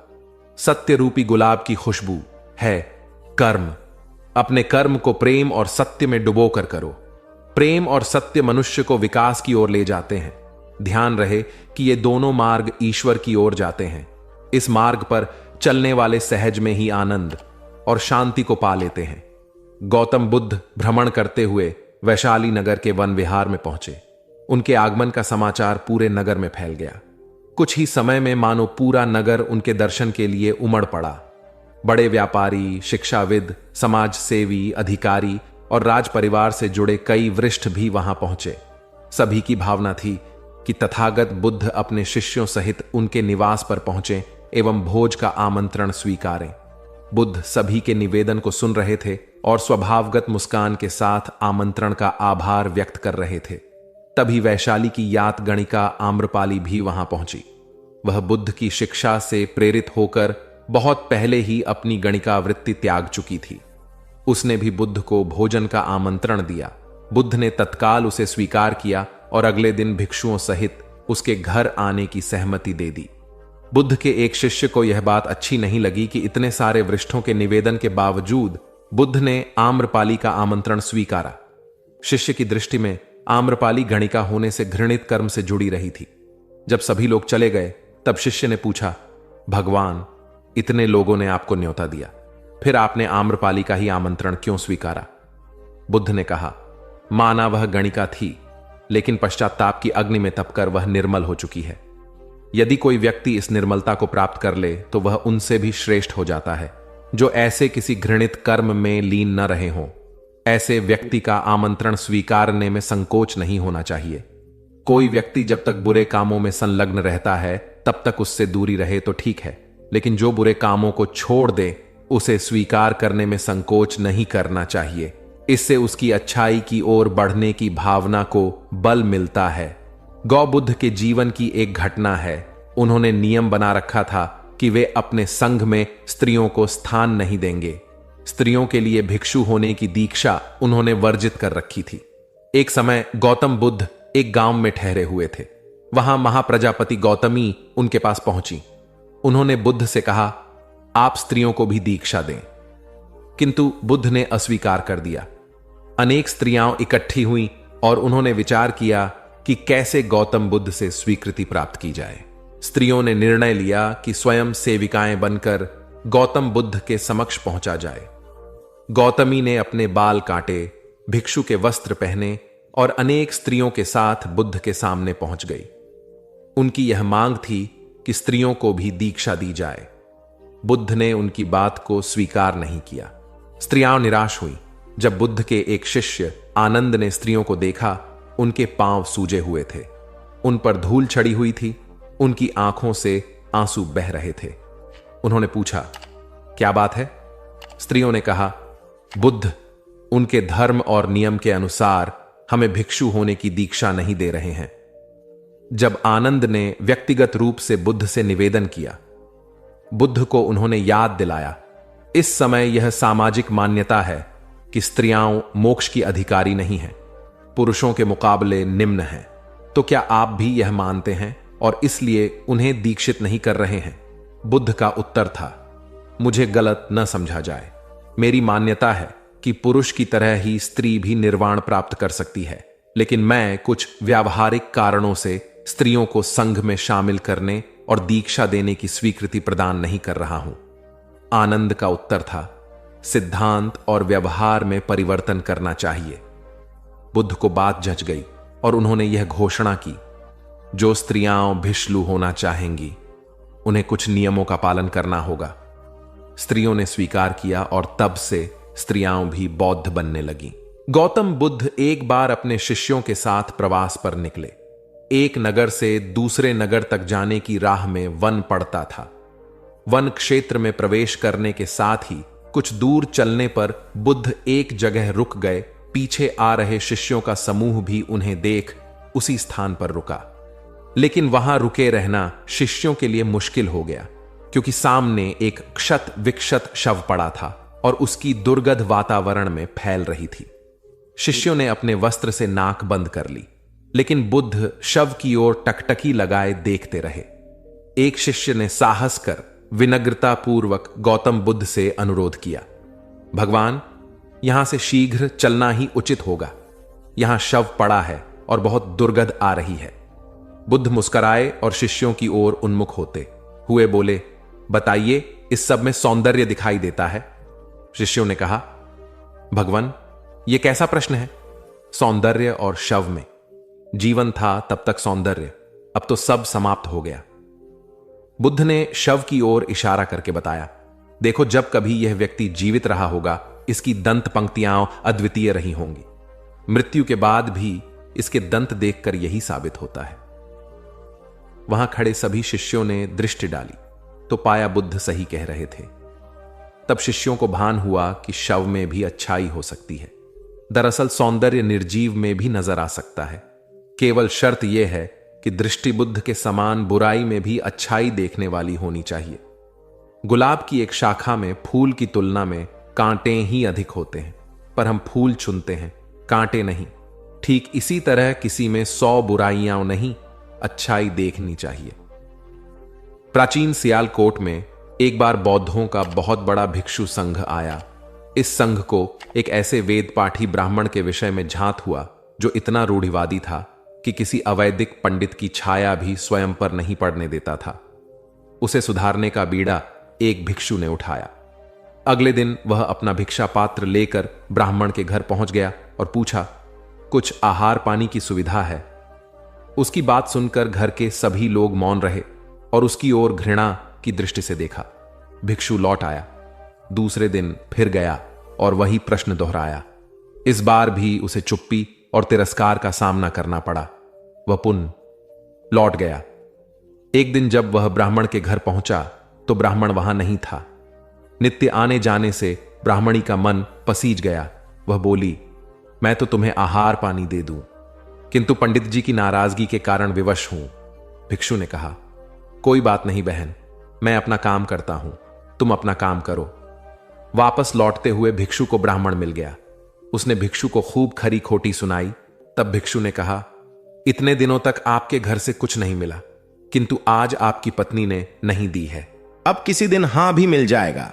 ब्राह्मण थोड़ा शांत हुआ और बोला, यह क्रम कब तक जारी रखोगे? भिक्षु ने उत्तर दिया, जब तक जीवित हूं। उसका धैर्य देख ब्राह्मण का अहंकार पिघल गया और उसने भिक्षु से क्षमा मांगी। वस्तुतः धैर्य व सहिष्णुता के बल पर बड़ी से बड़ी प्रतिकूलता को अनुकूलता में बदला जा सकता है। भगवान बुद्ध के प्रवचन सुनने के लिए एक व्यक्ति नियमित रूप से आता था। इस प्रकार उसे 1 माह हो चुका था, किंतु उसके जीवन पर कोई प्रभाव नहीं पड़ा। भगवान बुद्ध उपदेश में कहते थे कि धर्म पर चलो, अपने जीवन से राग द्वेष को दूर करो, काम क्रोध लोभ मोह और अहंकार से सदा दूर रहो। बुद्ध के उपदेशों से लोगों को बहुत शांति मिलती थी, किंतु उस व्यक्ति का मन अशांत रहता था। एक दिन उसने बुद्ध से जाकर कहा, हे प्रभु, मैं 1 माह से आपका उपदेश सुन रहा हूं, किंतु उसका तनिक भी असर मेरे आचरण पर नहीं पड़ा। मैं बहुत परेशान हूं, मुझे क्या करना चाहिए? बुद्ध उनकी बात सुनकर बोले, तुम कहां के रहने वाले हो? उसने कहा, श्रावस्ती का। बुद्ध ने अगला प्रश्न किया, वह यहां से कितनी दूर है? उसने अनुमान से बता दिया। बुद्ध ने पुनः जिज्ञासा प्रकट की, कितना समय लगता है? उस व्यक्ति ने हिसाब लगाकर बता दिया। बुद्ध ने कहा, अब बताओ कि क्या तुम यहां पर बैठे बैठे ही अपने घर पहुंच सकते हो? उसने कहा, यह कैसे हो सकता है? वहां पहुंचने के लिए तो चलना होगा। तब बुद्ध ने बड़े प्रेम से उसे समझाया, जैसे चलने पर ही पहुंचा जा सकता है, वैसे ही अच्छी बातों पर अमल करने से ही लाभ होता है। हे प्यारे, तुम मेरे ज्ञान के साथ अपने कर्म को जोड़ दो, तब तुमको उत्तम फल मिलेगा। उस व्यक्ति को अपनी गलती समझ में आ गई। उसने अपने जीवन में सुधार कर लिया, जिससे उसका जीवन सदाचारी बन गया। एक छोटी सी नदी थी, उसके दोनों किनारों पर लोग रहते थे। नदी के पानी से दोनों ओर के लोग अपना अपना काम चलाते थे और सुखमय जीवन बिताते थे। एक बार संयोग से पानी को लेकर दोनों पक्षों में तनातनी हो गई। वे एक दूसरे पर आरोप लगा रहे थे कि तुम ज्यादा पानी ले रहे हो। जब आपसी बातचीत में मामला नहीं निपटा तो वे मरने मारने पर उतारू हो गए। उनके पास जो भी हथियार थे उन्हें तत्काल निकाल लाए और एक दूसरे पर टूट पड़ने को आमादा हो गए। तभी किसी ने जाकर भगवान बुद्ध को सूचना दी। उन्होंने दोनों पक्षों के प्रतिनिधियों को बुलाया और तकरार का कारण पूछा। दोनों प्रतिनिधियों ने अपना अपना पक्ष रखा। बुद्ध ने दोनों की बातें सुनी और मुस्कुराकर कहा, तो तुम लोग क्या करोगे? दोनों प्रतिनिधियों ने आवेश में आकर कहा, हम खून की नदियां बहा देंगे। भगवान बुद्ध ने कहा, तो तुम्हें खून चाहिए? उन लोगों ने हतप्रभ होकर बुद्ध की ओर देखा, फिर बोले, नहीं, हमें पानी चाहिए। भगवान बुद्ध ने कहा, तो तुम्हें खून चाहिए? उन लोगों ने हतप्रभ होकर बुद्ध की ओर देखा, फिर बोले, नहीं, हमें पानी चाहिए।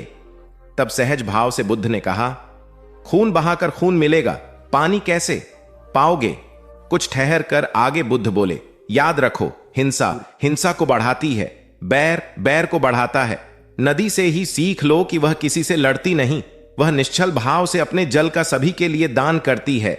बुद्ध के शब्दों ने जादू जैसा काम किया और दोनों पक्षों की समस्या का सहज रूप से समाधान हो गया। दोनों पक्ष मिल बांटकर पानी का उपयोग करने लगे। कुल बुद्ध एक दिन वैशाली में प्रवचन दे रहे थे। विशाल जन समूह उन्हें अत्यंत शांति और तन्मयता से सुन रहा था। कहीं कोई शोर नहीं था, मात्र बुद्ध की वाणी गूंज रही थी। बुद्ध के शिष्यों के साथ उपस्थित लोग बुद्ध के अमृत वचनों का पान पूर्ण एकाग्रता से कर रहे थे। तभी उस शांत वातावरण में खलल उत्पन्न करती एक व्यक्ति की जोरदार आवाज आई, आज मुझे सभा में बैठने की अनुमति क्यों नहीं दी गई? बुद्ध उस व्यक्ति का चिल्लाना सुनकर भी मौन रहे। उस व्यक्ति ने पुनः चिल्लाकर यही प्रश्न पूछा। बुद्ध ने नेत्र बंद कर लिए। उनका एक शिष्य बोल उठा, भगवान, बाहर खड़े अपने इस शिष्य को अंदर आने की अनुमति दीजिए। बुद्ध ने नेत्र खोलकर कहा, नहीं, यह अस्पृश्य है। शिष्यगण बुद्ध के मुंह से अस्पृश्य शब्द सुनकर विस्मित हुए और उन्होंने पूछा, वह अस्पृश्य क्यों? कैसे? भगवान, आपके धर्म में तो जात पात का भेद नहीं है। बुद्ध बोले, आज यह क्रोध में आया है। क्रोध से जीवन की एकता भंग होती है। क्रोध ही मानसिक हिंसा करता है। किसी भी कारण से क्रोध करने वाला अस्पृश्य है। उसे कुछ देर तक स्मरण कर लेना चाहिए कि अहिंसा परम धर्म है। कथा का उपदेश यह है कि क्रोध एक असात्विक भाव है जो कर्ता और भोक्ता दोनों के लिए हानिकारक होता है। इससे बचते हुए शांति से विचारने व कार्य करने की प्रवृत्ति अपनानी चाहिए। शांत मन और मस्तिष्क ही विवेकपूर्ण निर्णय लेने में सक्षम होते हैं। बौद्ध संघ के एक भिक्षु को कोई गंभीर रोग हो गया। उसकी हालत इतनी खराब हो गई कि वह चल फिर भी नहीं सकता था और मल मूत्र में लिपटा पड़ा रहता था।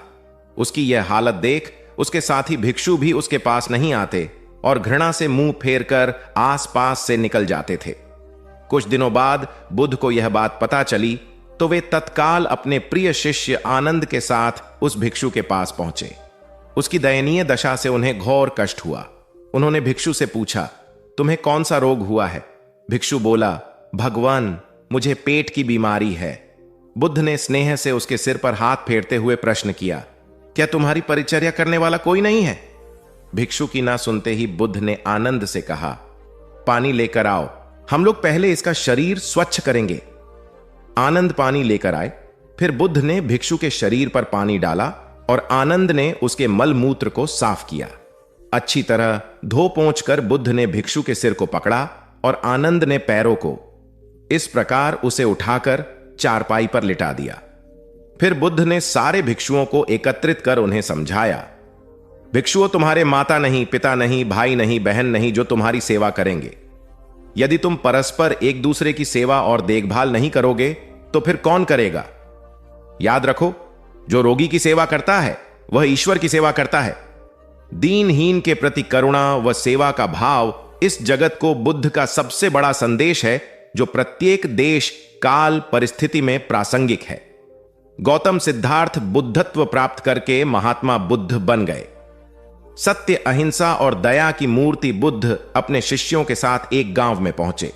कुछ अज्ञानी लोग उनके विरोधी थे। वे बुद्ध को अपशब्द कहने लगे। बुद्ध के शिष्यों को बहुत बुरा लगा, मगर बुद्ध ने उन्हें समझाया, ये लोग तो केवल अपशब्द ही कह रहे हैं। अगर ये पत्थर भी मार रहे होते तो भी मैं कहता कि मारने दो। मैं जानता हूं कि ये लोग कुछ कहना चाहते हैं, लेकिन क्रोध के मारे वह कह नहीं पा रहे हैं। 10 साल पहले यदि यही लोग मुझे गाली देते तो मैं इन्हें भी गाली देता, लेकिन अब तो लेन देन से मुक्ति मिल चुकी है। क्रोध से अपशब्द निकलते हैं। यहां तो क्रोध भवन कब का ढह चुका है। अपशब्द कहने वाले बड़ी मुश्किल में पड़ गए। तभी बुद्ध ने अपने शिष्यों से पूछा, इस गांव में कुछ लोग अपशब्द कह रहे हैं, इन्हें बताओ कि वहां के लोग फल और मिठाइयां लेकर आए थे। बुद्ध ने पूछा, फिर मैंने क्या किया था? शिष्यों ने बताया, आपने सारे फल और मिठाइयां यह कहकर वापस कर दी कि अब लेने वाला विदा हो चुका है, इन्हें वापस ले जाओ। आपने कहा था कि 10 साल पहले आते तो मैं सारे उपहार ले लेता। बुद्ध ने पूछा, फिर उन लोगों ने मिठाइयों का क्या किया होगा? शिष्यों ने बताया, गांव में बांट दी होगी। बुद्ध बोले, उन लोगों ने मिठाइयां गांव में बांट दी, लेकिन मैं उन लोगों से कहूंगा कि अपशब्द में न बांटें। बुद्ध फिर बोले, ये लोग अपशब्दों के थाल सजाकर लाए हैं, लेकिन ये गलत आदमी के पास आ गए हैं। ये मुझसे क्रोध नहीं करवा सकते। ठीक खूंटी की तरह जो किसी को नहीं टांगती, लोग उस पर वस्त्र टांग देते हैं।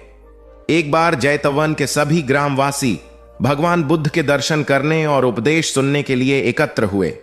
उस समय महाकश्यप, मौदगल्यायन, सारिपुत्र, चुंद और देवदत्त जैसे प्रबुद्ध जन बुद्ध के साथ धर्म विषय गंभीर चर्चा में तन्मय थे। ग्रामवासी थोड़ा ठिठक कर खड़े हो गए, क्योंकि इतने ज्ञानी जनों के बीच उन सभी को असहज सा महसूस हो रहा था। कुछ देर बाद बुद्ध की दृष्टि इन ग्रामवासियों पर पड़ी। उन्होंने तुरंत धर्म चर्चा रोक दी।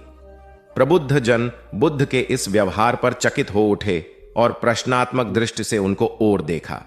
बुद्ध अनाथ पिंडक नामक जिज्ञासु से बोले, भद्र, उठो, सामने ब्राह्मण मंडली खड़ी है, उन्हें आसन दो और आतिथ्य की सामग्री ले आओ। अनाथ पिंडक ने पीछे मुड़कर देखा तो उसे ब्राह्मण मंडली तो कहीं नहीं दिखी। मैले कुचैले या फटे वस्त्रों में खड़े ग्रामवासियों का झुंड दिखाई दिया। पिंडक ने शक्ति स्वर में कहा, देव, उन लोगों में एक भी ब्राह्मण नहीं है।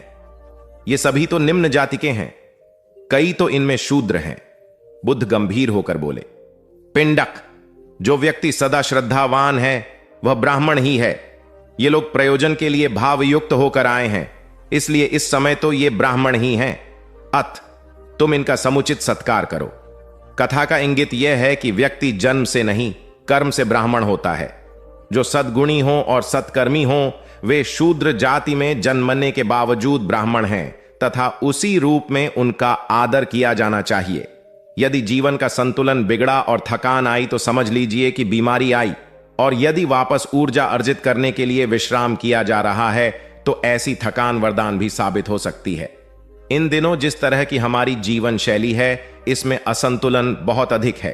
सुबह उठने से लेकर रात को सोने तक शरीर की कुछ नियमित क्रियाएं हैं, आदमी उसे भूल गया है। गौतम बुद्ध बहुत काम करते पर कभी थकते नहीं थे। आज भी कई साधु संत उतना ही परिश्रम कर रहे हैं जितना एक कॉर्पोरेट जगत का सफल व्यक्ति करता है, और जब वे रात को सोते हैं तो पूरी बेफिक्री के साथ। बुद्ध से उनके शिष्यों ने एक बार पूछा था, आप थकते नहीं? बुद्ध का उत्तर था, जब मैं कुछ करता ही नहीं तो थकूंगा कैसे? बात सुनने में अजीब लगती है, लेकिन है बड़ी गहरी। अध्यात्म ने इसे साक्षी भाव कहा है। स्वयं को करते हुए देखना, यह वह स्थिति होती है जब तन सक्रिय और मन विश्राम की मुद्रा में होता है। आज ज्यादातर लोग असमय, अकारण थक जाते हैं, जिसका एक बड़ा कारण असंतुलित जीवन है। एक होता है थकान को महसूस करना, और दूसरा है स्वाभाविक थकान, जिस समय आपकी रुचियों, इच्छाओं और मूल स्वभाव में धीमापन आने लगे, अकारण चिड़चिड़ाहट हो जाए। समझ लें कि यह थकान बीमारी है। इसलिए प्रतिदिन योग, प्राणायाम और ध्यान करें। ये क्रियाएं अपने आप में एक विश्राम है। करने वाला कोई और है, हम तो महज उसके हाथों की कठपुतली हैं। यह मनोभाव भी थकान को मिटाएगा। क्या दिक्कत है ऐसा सोच लेने में? महात्मा बुद्ध ज्ञान प्राप्ति के लिए घोर तप में लगे थे। उन्होंने शरीर को काफी कष्ट दिया, यात्राएं की, घने जंगलों में कठिन साधना की, पर आत्मज्ञान की प्राप्ति नहीं हुई।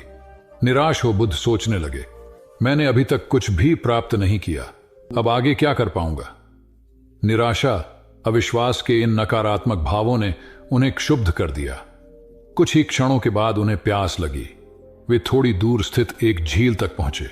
वहां उन्होंने एक दृश्य देखा कि एक नन्ही सी गिलहरी के 2 बच्चे झील में डूब गए। पहले तो वह गिलहरी जड़वत बैठी रही, फिर कुछ देर बाद उठकर झील के पास गई, अपना सारा शरीर झील के पानी में भिगोया और फिर बाहर आकर पानी झाड़ने लगी। ऐसा वह बार बार करने लगी। बुद्ध सोचने लगे कि इस गिलहरी का प्रयास कितना मूर्खतापूर्ण है। क्या कभी यह इस झील को सुखा सकेगी? किंतु गिलहरी का यह क्रम लगातार जारी था।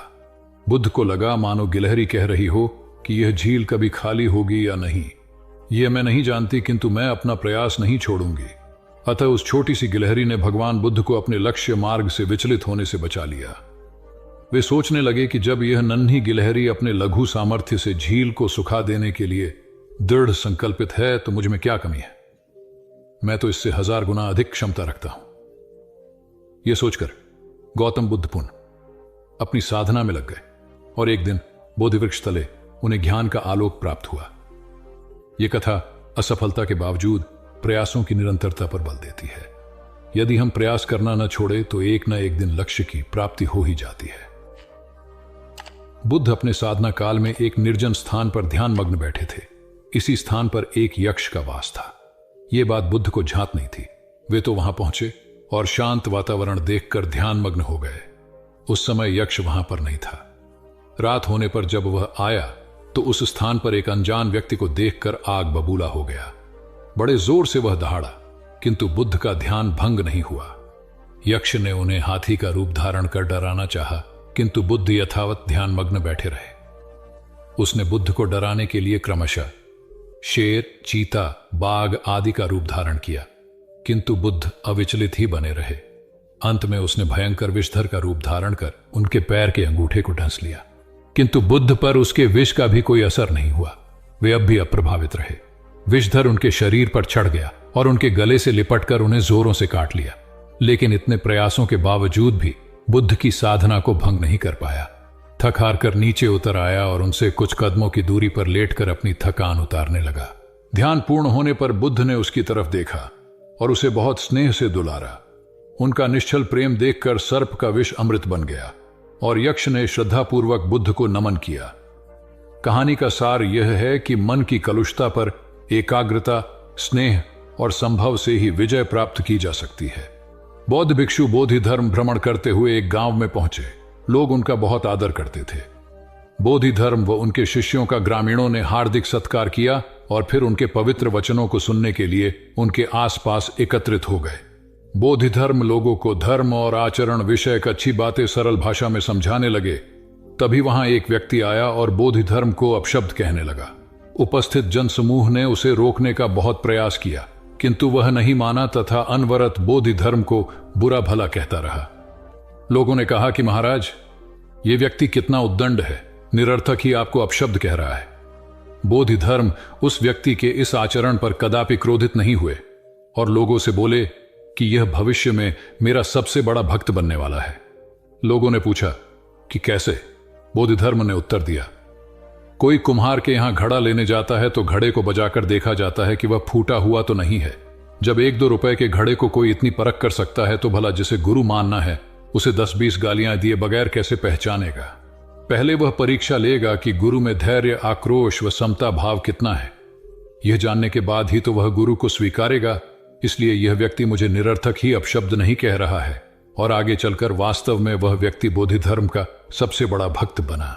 किसी को शिक्षा देने से पूर्व स्वयं का आचरण भी तदनुरूप होना चाहिए, तभी गुरु का महान पद मिलता है। वस्तुतः गुरु की गुरुता तभी स्वीकारी जाती है जबकि उसमें सदाचरण के सभी लक्षण मौजूद हों। महात्मा गौतम बुद्ध के श्रावस्ती में प्रवचन चल रहे थे। प्रवचन में नित्य ही बड़ी संख्या में लोग आते और विविध महत्वपूर्ण व गंभीर विषयों पर बुद्ध से ज्ञान ग्रहण करते। बुद्ध का शिष्य वर्ग भी काफी विशाल था, जो प्रवचन स्थल की व्यवस्था संभालता और बुद्ध की सेवा में सदैव तत्पर रहता।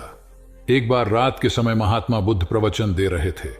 सदैव की भांति काफी लोग उनके प्रवचन सुन रहे थे।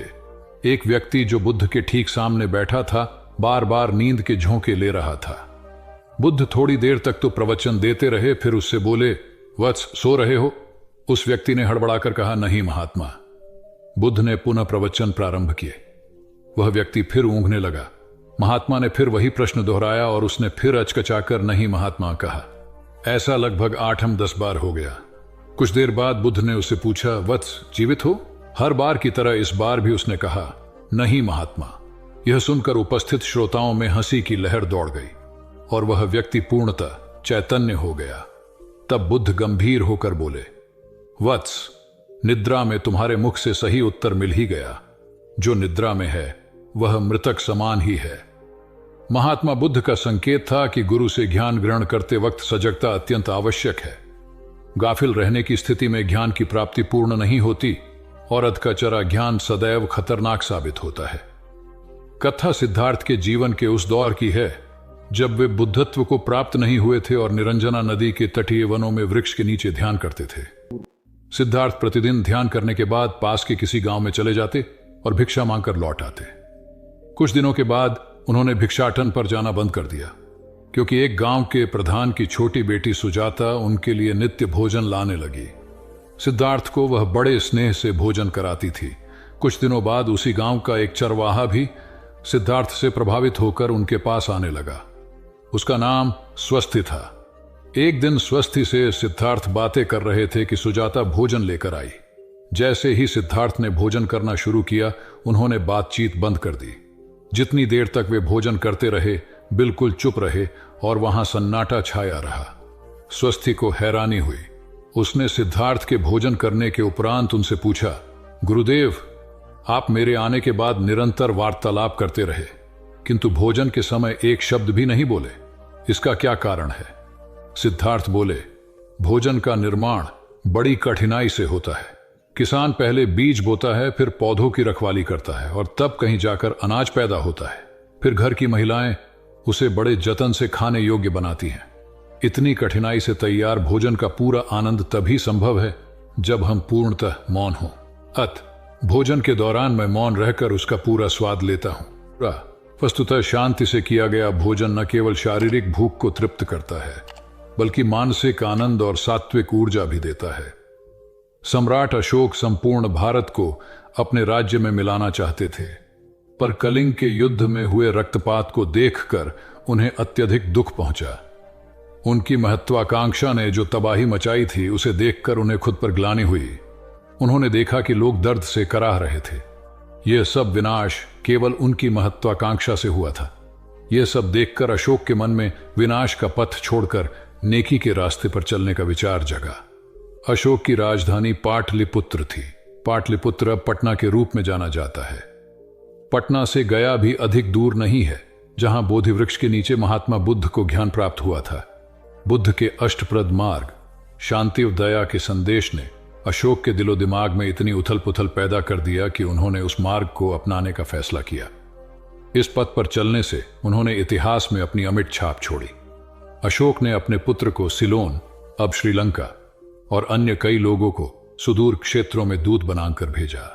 एक निर्दयी महत्वाकांक्षा एक ऐसे पवित्र उद्देश्य में बदल चुकी थी जिसमें कुछ अच्छा कर गुजरने की, करुणा और प्रेम के संदेश को चारों ओर फैलाने की इच्छा थी। करुणा केवल दया भावना मात्र नहीं है, यह आपके अंदर दूसरों की मदद करने की तीव्र इच्छा पैदा करती है। इसी भावना ने बुद्ध को भगवान और अशोक को महान बनाया। तथागत बुद्ध उन दिनों मगध प्रवास पर थे, साथ में शिष्यों का बड़ा समूह भी था। प्रतिदिन बुद्ध के प्रवचन होते जिनका लाभ लेने के लिए बड़ी संख्या में लोग आते। इन लोगों में साधारण जन के साथ विशिष्ट हस्तियां भी शामिल रहती थीं। हालांकि बुद्ध सभी के प्रति समान रूप से प्रेम व आत्मीयता का व्यवहार रखते थे। इन लोगों में नगर सेठ का पुत्र भी था जो बड़े ध्यान से बुद्ध के प्रवचन सुनता था। वह नित्य ही बुद्ध के शिष्यों के समक्ष बुद्ध की तारीफों के पुल बांधता और धन्य धन्य भाव से घर जाता। एक दिन प्रवचन समाप्त होने के बाद उसने किसी शिष्य से कहकर बुद्ध से मिलने की हार्दिक इच्छा प्रकट की। जब उसे बुद्ध के सामने ले जाया गया तो उसने उन्हें साष्टांग प्रणाम कर कहा, भगवान, आप जैसा तपस्वी और ज्ञानी व्यक्ति पहले न कभी हुआ था और न भविष्य में होगा। यह सुनते ही बुद्ध ने उसकी बात बीच में ही रोककर कहा, वत्स, क्या तुमने इतना अध्ययन कर लिया है कि अब तक कितने संत महापुरुष हुए हैं, और क्या भविष्य भी जान चुके हो कि आगे और कोई नहीं होगा? युवक लज्जित भाव से चुप खड़ा रहा क्योंकि इस बात का उसके पास कोई जवाब नहीं था। बुद्ध ने अपनी बात समाप्त करते हुए उसे सीख दी, सदैव अपनी आंखें खुली रखो। जो जैसा है उसे वैसा ही महत्व दो, किसी से उसकी तुलना मत करो। कथा का सार यह है कि किसी भी क्षेत्र के अधिकारी विद्वान की स्वतंत्र रूप से प्रशंसा करना उचित है, किंतु सर्वश्रेष्ठ बताना अनुचित, क्योंकि श्रेष्ठता को व्यक्ति, समय व स्थान की सीमाओं में नहीं बांधा जा सकता। आनंद भगवान बुद्ध के प्रमुख व प्रिय शिष्य थे। उनके स्वभाव में उदारता, स्नेह व सहिष्णुता जैसे गुण शामिल थे। वे सभी के प्रति समान व्यवहार करते थे।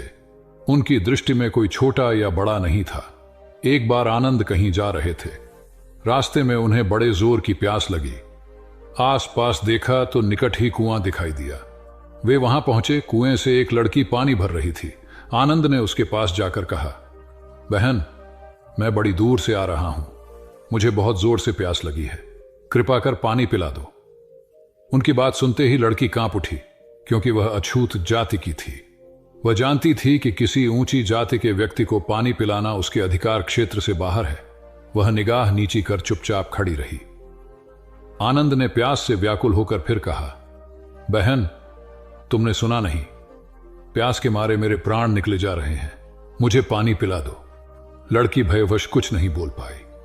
जब आनंद ने बड़े स्नेह से उससे पानी न पिलाने का कारण पूछा तो वह बोली, मैं निम्न जाति की कन्या हूं, आपको पानी कैसे पिला सकती हूं? उसकी बात सुनकर आनंद ने कहा, बहन, मैंने तुमसे पानी मांगा है, जाति तो नहीं पूछी। आनंद की उदारता ने उस कन्या का भय दूर कर दिया और उन्हें पानी पिलाकर वह धन्य हो गई। कथा का सार यह है कि ईश्वर की दृष्टि सम होने के कारण उसने सभी मनुष्यों को समान शरीर, बुद्धि और भावना से नवाजा है। अपने सृष्टिकर्ता के विरुद्ध जाकर मानव मानव में भेद करना सर्वथा अनुचित है। एक बार भगवान बुद्ध अपने शिष्यों के साथ पाटलिपुत्र पहुंचे। सभी लोग एक विहार में रुके। भोजन के बाद बुद्ध ने आनंद से अगले दिन से प्रवचन आरंभ करने को कहा। अगले दिन बुद्ध का प्रवचन सुनने बड़ी संख्या में लोग उपस्थित थे। बुद्ध प्रवचन देने के बाद लोगों से मिलते, उनकी समस्याएं सुनते और नेक सलाह देते। एक दिन प्रवचन के समय बुद्ध के शिष्य आनंद ने उनसे पूछा, भंते, आपके सामने हजारों लोग बैठे हैं, बताइए कि इनमें सबसे सुखी कौन है?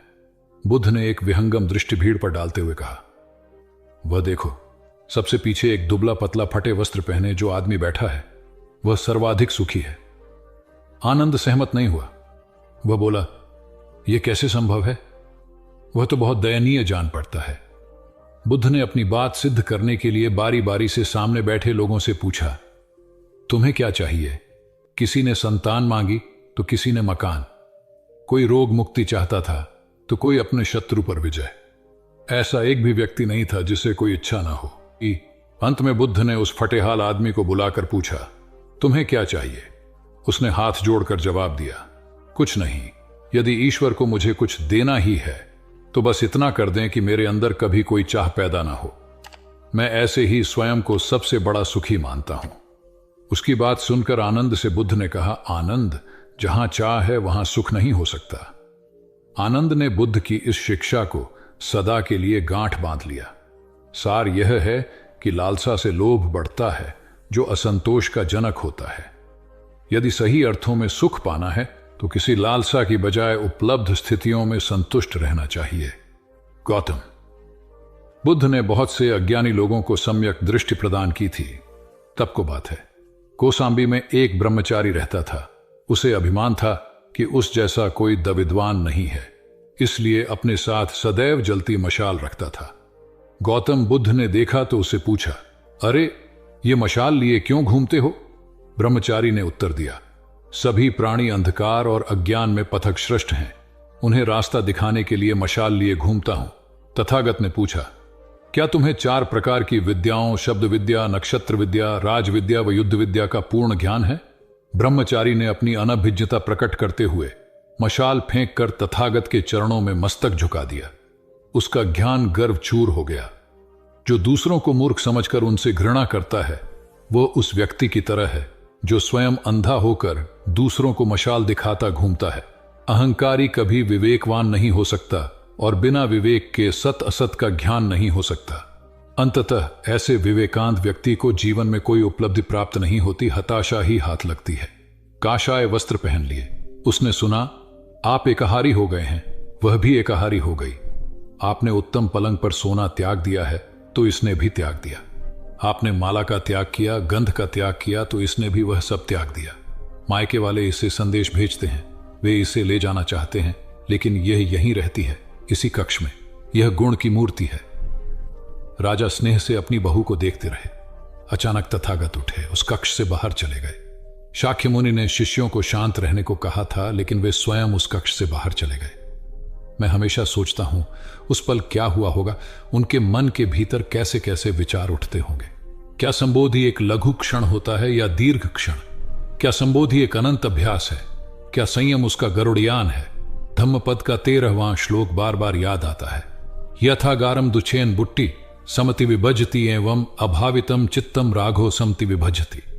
घर की छत मजबूत ना हो, सही तरह से उसे घास फूस से ढका ना गया हो, तो बरसात के दिनों में उसमें से पानी रिसता है, घर भर में फैल जाता है। उसी तरह ध्यान और एकाग्रता हमारे व्यक्तित्व की छत है। एक दिन एक व्यक्ति बुद्ध के पास पहुंचा। वह बहुत अधिक तनाव में था। अनेक प्रश्न उसके दिमाग में घूम घूम कर उसे परेशान कर रहे थे, जैसे आत्मा क्या है, आदमी मृत्यु के बाद कहां जाता है, सृष्टि का निर्माता कौन है, स्वर्ग नरक की अवधारणा कहां तक सच है और ईश्वर है या नहीं। उसे इन प्रश्नों के उत्तर नहीं मिल रहे थे। जब वह बुद्ध के पास पहुंचा तो उसने देखा कि बुद्ध को कई लोग घेर कर बैठे हैं। बुद्ध उन सभी के प्रश्नों व जिज्ञासाओं का समाधान अत्यंत सहज भाव से कर रहे हैं। काफी देर तक यह क्रम चलता रहा, किंतु बुद्ध धैर्यपूर्वक हर एक को संतुष्ट करते रहे। बेचारा व्यक्ति वहां का हाल देखकर परेशान हो गया। उसने सोचा कि इन्हें दुनियादारी के मामलों में पड़ने से क्या लाभ, अपना भगवत भजन करें और बुनियादी समस्याओं से ग्रस्त इन लोगों को भगाए। किंतु बुद्ध का व्यवहार देखकर तो ऐसा लग रहा था मानो इन लोगों का दुख उनका अपना दुख है। आखिर उस व्यक्ति ने पूछ ही लिया, महाराज, आपको इन सांसारिक बातों से क्या लेना देना? बुद्ध बोले, मैं ज्ञानी नहीं हूं और इंसान हूं।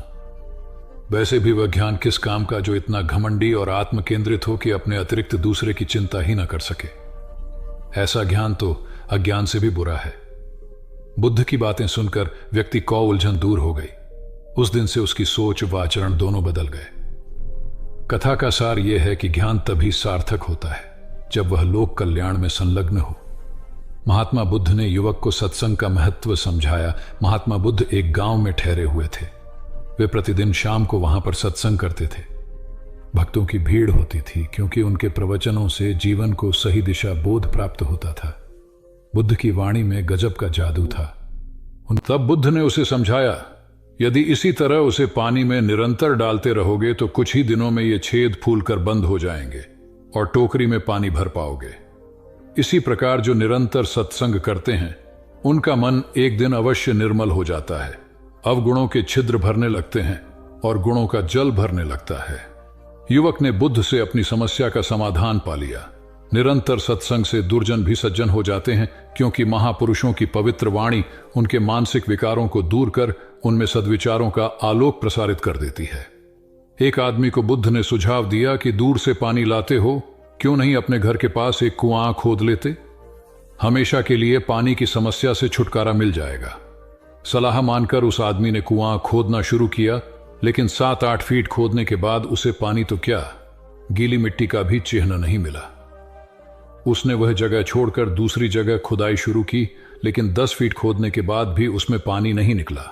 उसने फिर तीसरी जगह कुआं खोदना शुरू किया, लेकिन यहां भी उसे निराशा ही हाथ लगी। इस क्रम में उसने 8-10 फीट के 10 कुएं खोद डाले, लेकिन पानी कहीं नहीं मिला। वह निराश होकर बुद्ध के पास गया। उसने बुद्ध को बताया कि मैंने 10 कुएं खोद डाले, मगर पानी एक में भी नहीं निकला। बुद्ध को आश्चर्य हुआ। वे स्वयं चलकर उस स्थान पर आए जहां उसने 10 गड्ढे खोदे हुए थे। बुद्ध ने उन गड्ढों की गहराई देखी और सारा माजरा समझ गए। फिर वे बोले, 10 कुएं खोदने की बजाय एक कुएं में ही तुम अपना सारा परिश्रम लगाते तो पानी कब का मिल गया होता। तुम सब गड्ढों को बंद कर दो, केवल एक को गहरा करते जाओ, पानी निकल आएगा। उसने बुद्ध को बात मानकर ऐसा ही किया। परिणाम स्वरूप कुआं पूर्ण होते ही पानी निकल आया। सबने भगवान बुद्ध की जय जयकार की। धन्ना सेठ के पास 7 पुश्तों के पालन पोषण जितना धन था। उसका व्यापार चारों तरफ फैला हुआ था, किंतु फिर भी उसका मन अशांत रहता था। कभी धन की सुरक्षा की चिंता, तो कभी व्यापारिक प्रतिस्पर्धा में आगे निकलने का तनाव। चिंता और तनाव के कारण वह अस्वस्थ रहने लगा। उसके मित्र ने उसकी गिरती दशा देखी तो उसे बुद्ध के पास जाने की सलाह दी। सेठ बुद्ध के पास पहुंचा और अपनी समस्या बताई। बुद्ध ने उसे सांत्वना देते हुए कहा, तुम घबराओ मत, तुम्हारा कष्ट अवश्य दूर होगा।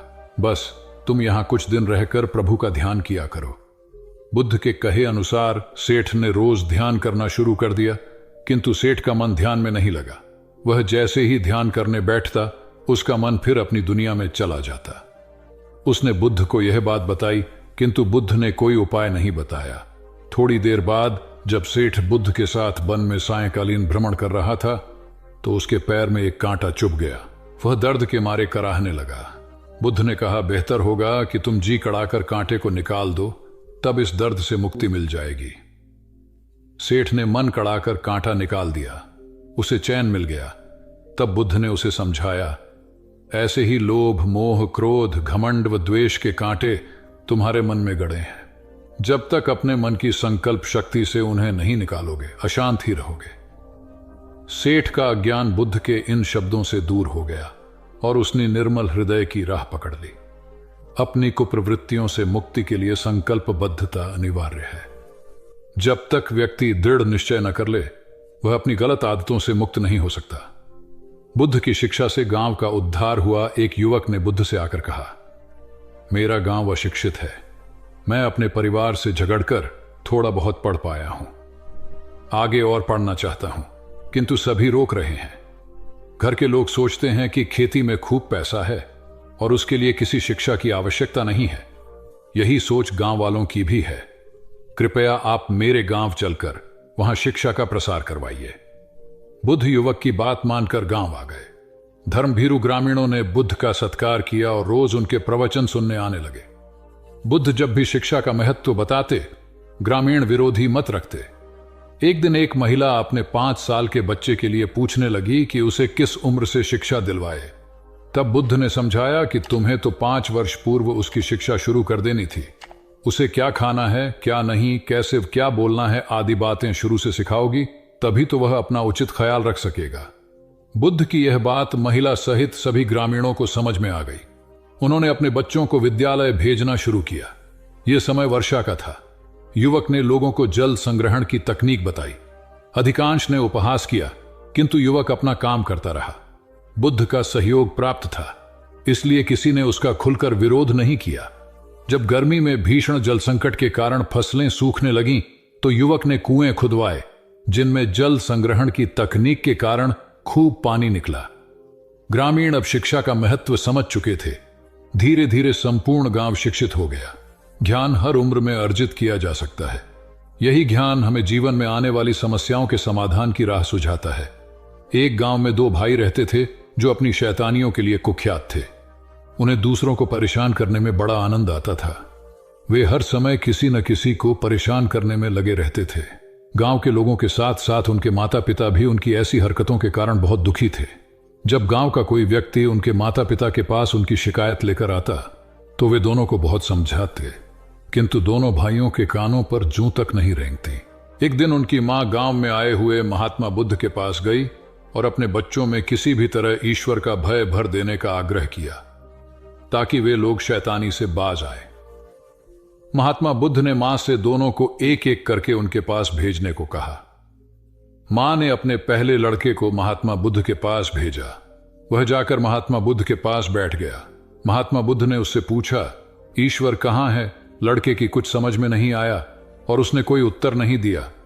तब महात्मा बुद्ध ने दोबारा यही सवाल कड़क कर पूछा तो डर के मारे लड़का वहां से तेजी से भागा और भागते हुए अपने भाई के पास जा पहुंचा तथा बोला, भाई, तुम्हें पता है ईश्वर खो गया है और सब लोग इसके लिए हमें ही जिम्मेदार समझ रहे हैं। छोटा भाई भी इतना बड़ा आरोप सुनकर डर गया और उस दिन से दोनों ने शैतानी करना छोड़ दिया। कथा का सार यह है कि जब सीधे मार्ग से सुधार की राह न मिले तो टेढ़े मार्ग का सहारा लेना ही सर्वथा उचित है। सेठ ने बुद्ध से जाना सच्चा संपन्न होना। एक सेठ निसंतान था। अपार संपत्ति का मालिक होने के बावजूद सेठ का लोभ बरकरार था। संतान न होने का दुख उसे बहुत था और इस कारण वह न जाने कितने फकीर, बाबा और पंडितों के दर पर माथा टेक चुका था, किंतु नतीजा शून्य रहा। एक बार सेठ के नगर में बुद्ध का आगमन हुआ। सेठ ने उनकी बहुत ख्याति सुनी तो अगले ही दिन उनसे मिलने पहुंचा। बुद्ध को अपनी निसंतानता के विषय में बताया तो उन्होंने सेठ के सिर पर हाथ रखकर हार्दिक आशीर्वाद दिया। संयोग की बात कि कुछ ही समय बाद सेठ को संतान सुख प्राप्त हो गया। वह बुद्ध के प्रति आभार भाव से भर उठा। सोचने लगा कि बुद्ध के प्रति उपकार कैसे जताए। विचार करने के उपरांत उसने एक बक्से में बेशकीमती हीरे जवाहरात रखे और बुद्ध के पास पहुंचा। बुद्ध को प्रणाम निवेदित कर सेठ बोला, महाराज, आपकी कृपा से मुझे संतान का मुख देखने को मिला। मैं आपके लिए कुछ करना चाहता हूं, सो यह तुच्छ भेंट लाया हूं। बुद्ध ने हीरे जवाहरात देखते ही अस्वीकार कर दिए। उन्होंने कहा, मेरे लिए धन व्यर्थ है, इसे तुम ही रखो।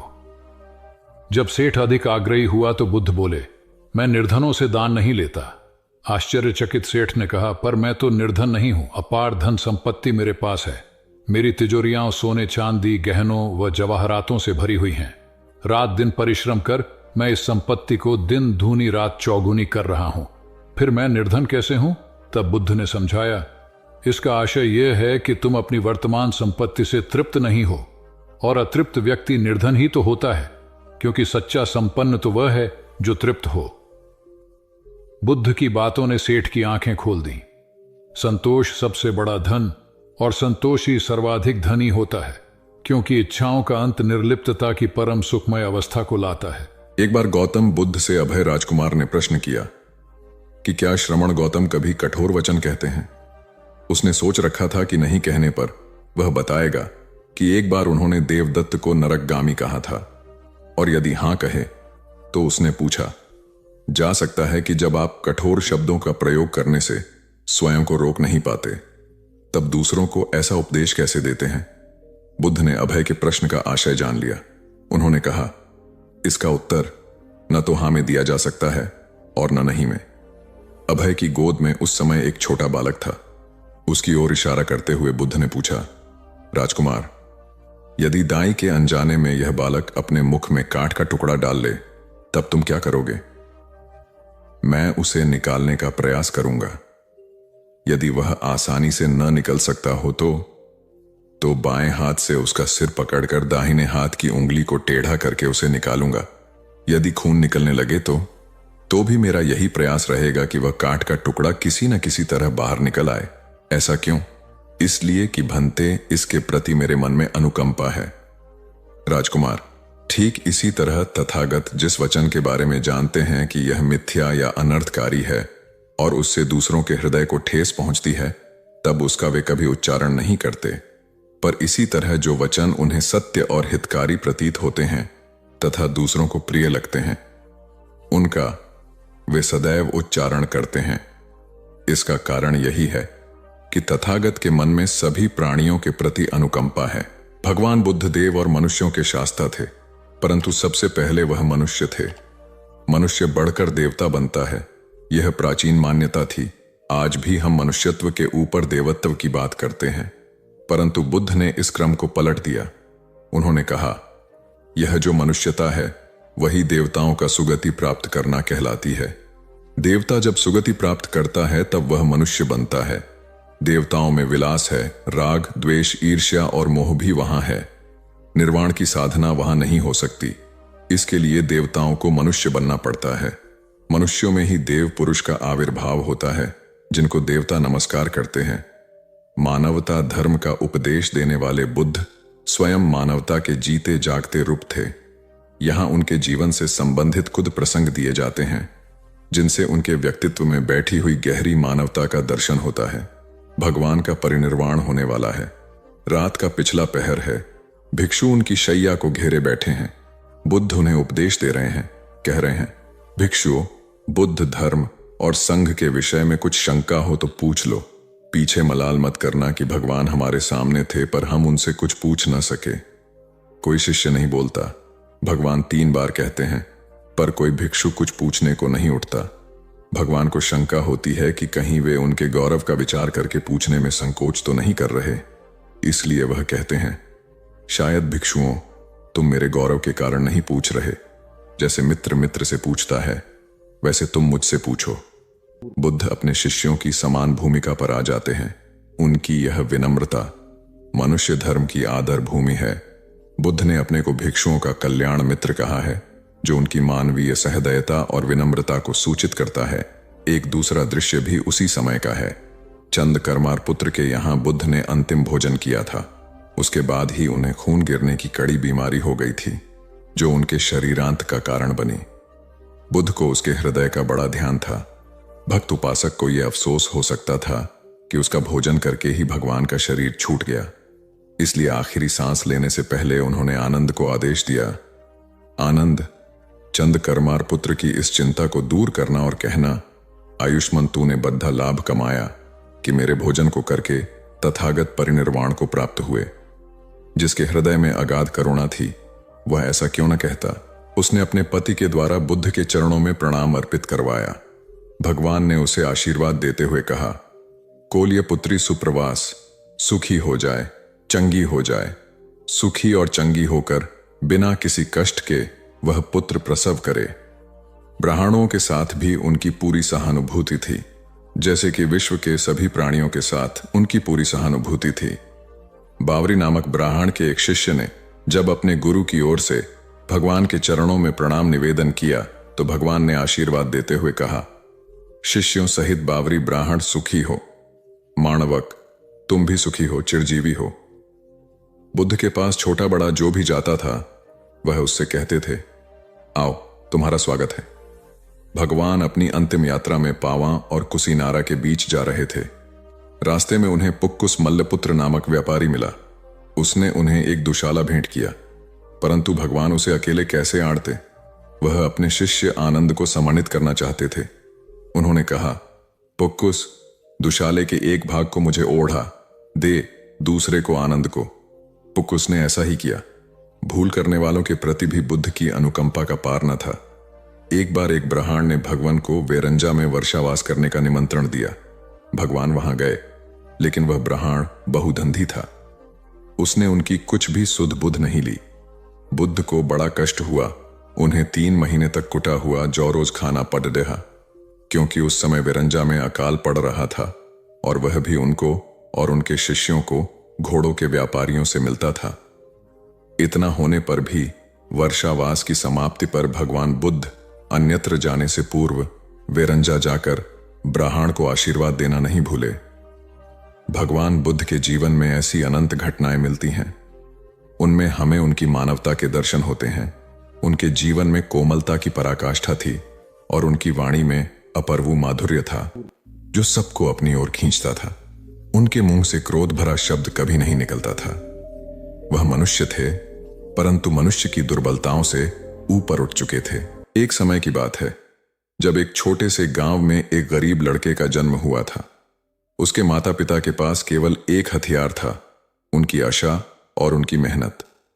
बचपन से ही उसने देखा था कि उसके परिवार को गरीबी ने कितनी दिक्कतों से गुजरना पड़ता है, लेकिन उसकी माता ने उसे हमेशा यह सिखाया कि कभी हार मत मानना, मेहनत और ईमानदारी से जीवन में आगे बढ़ना है।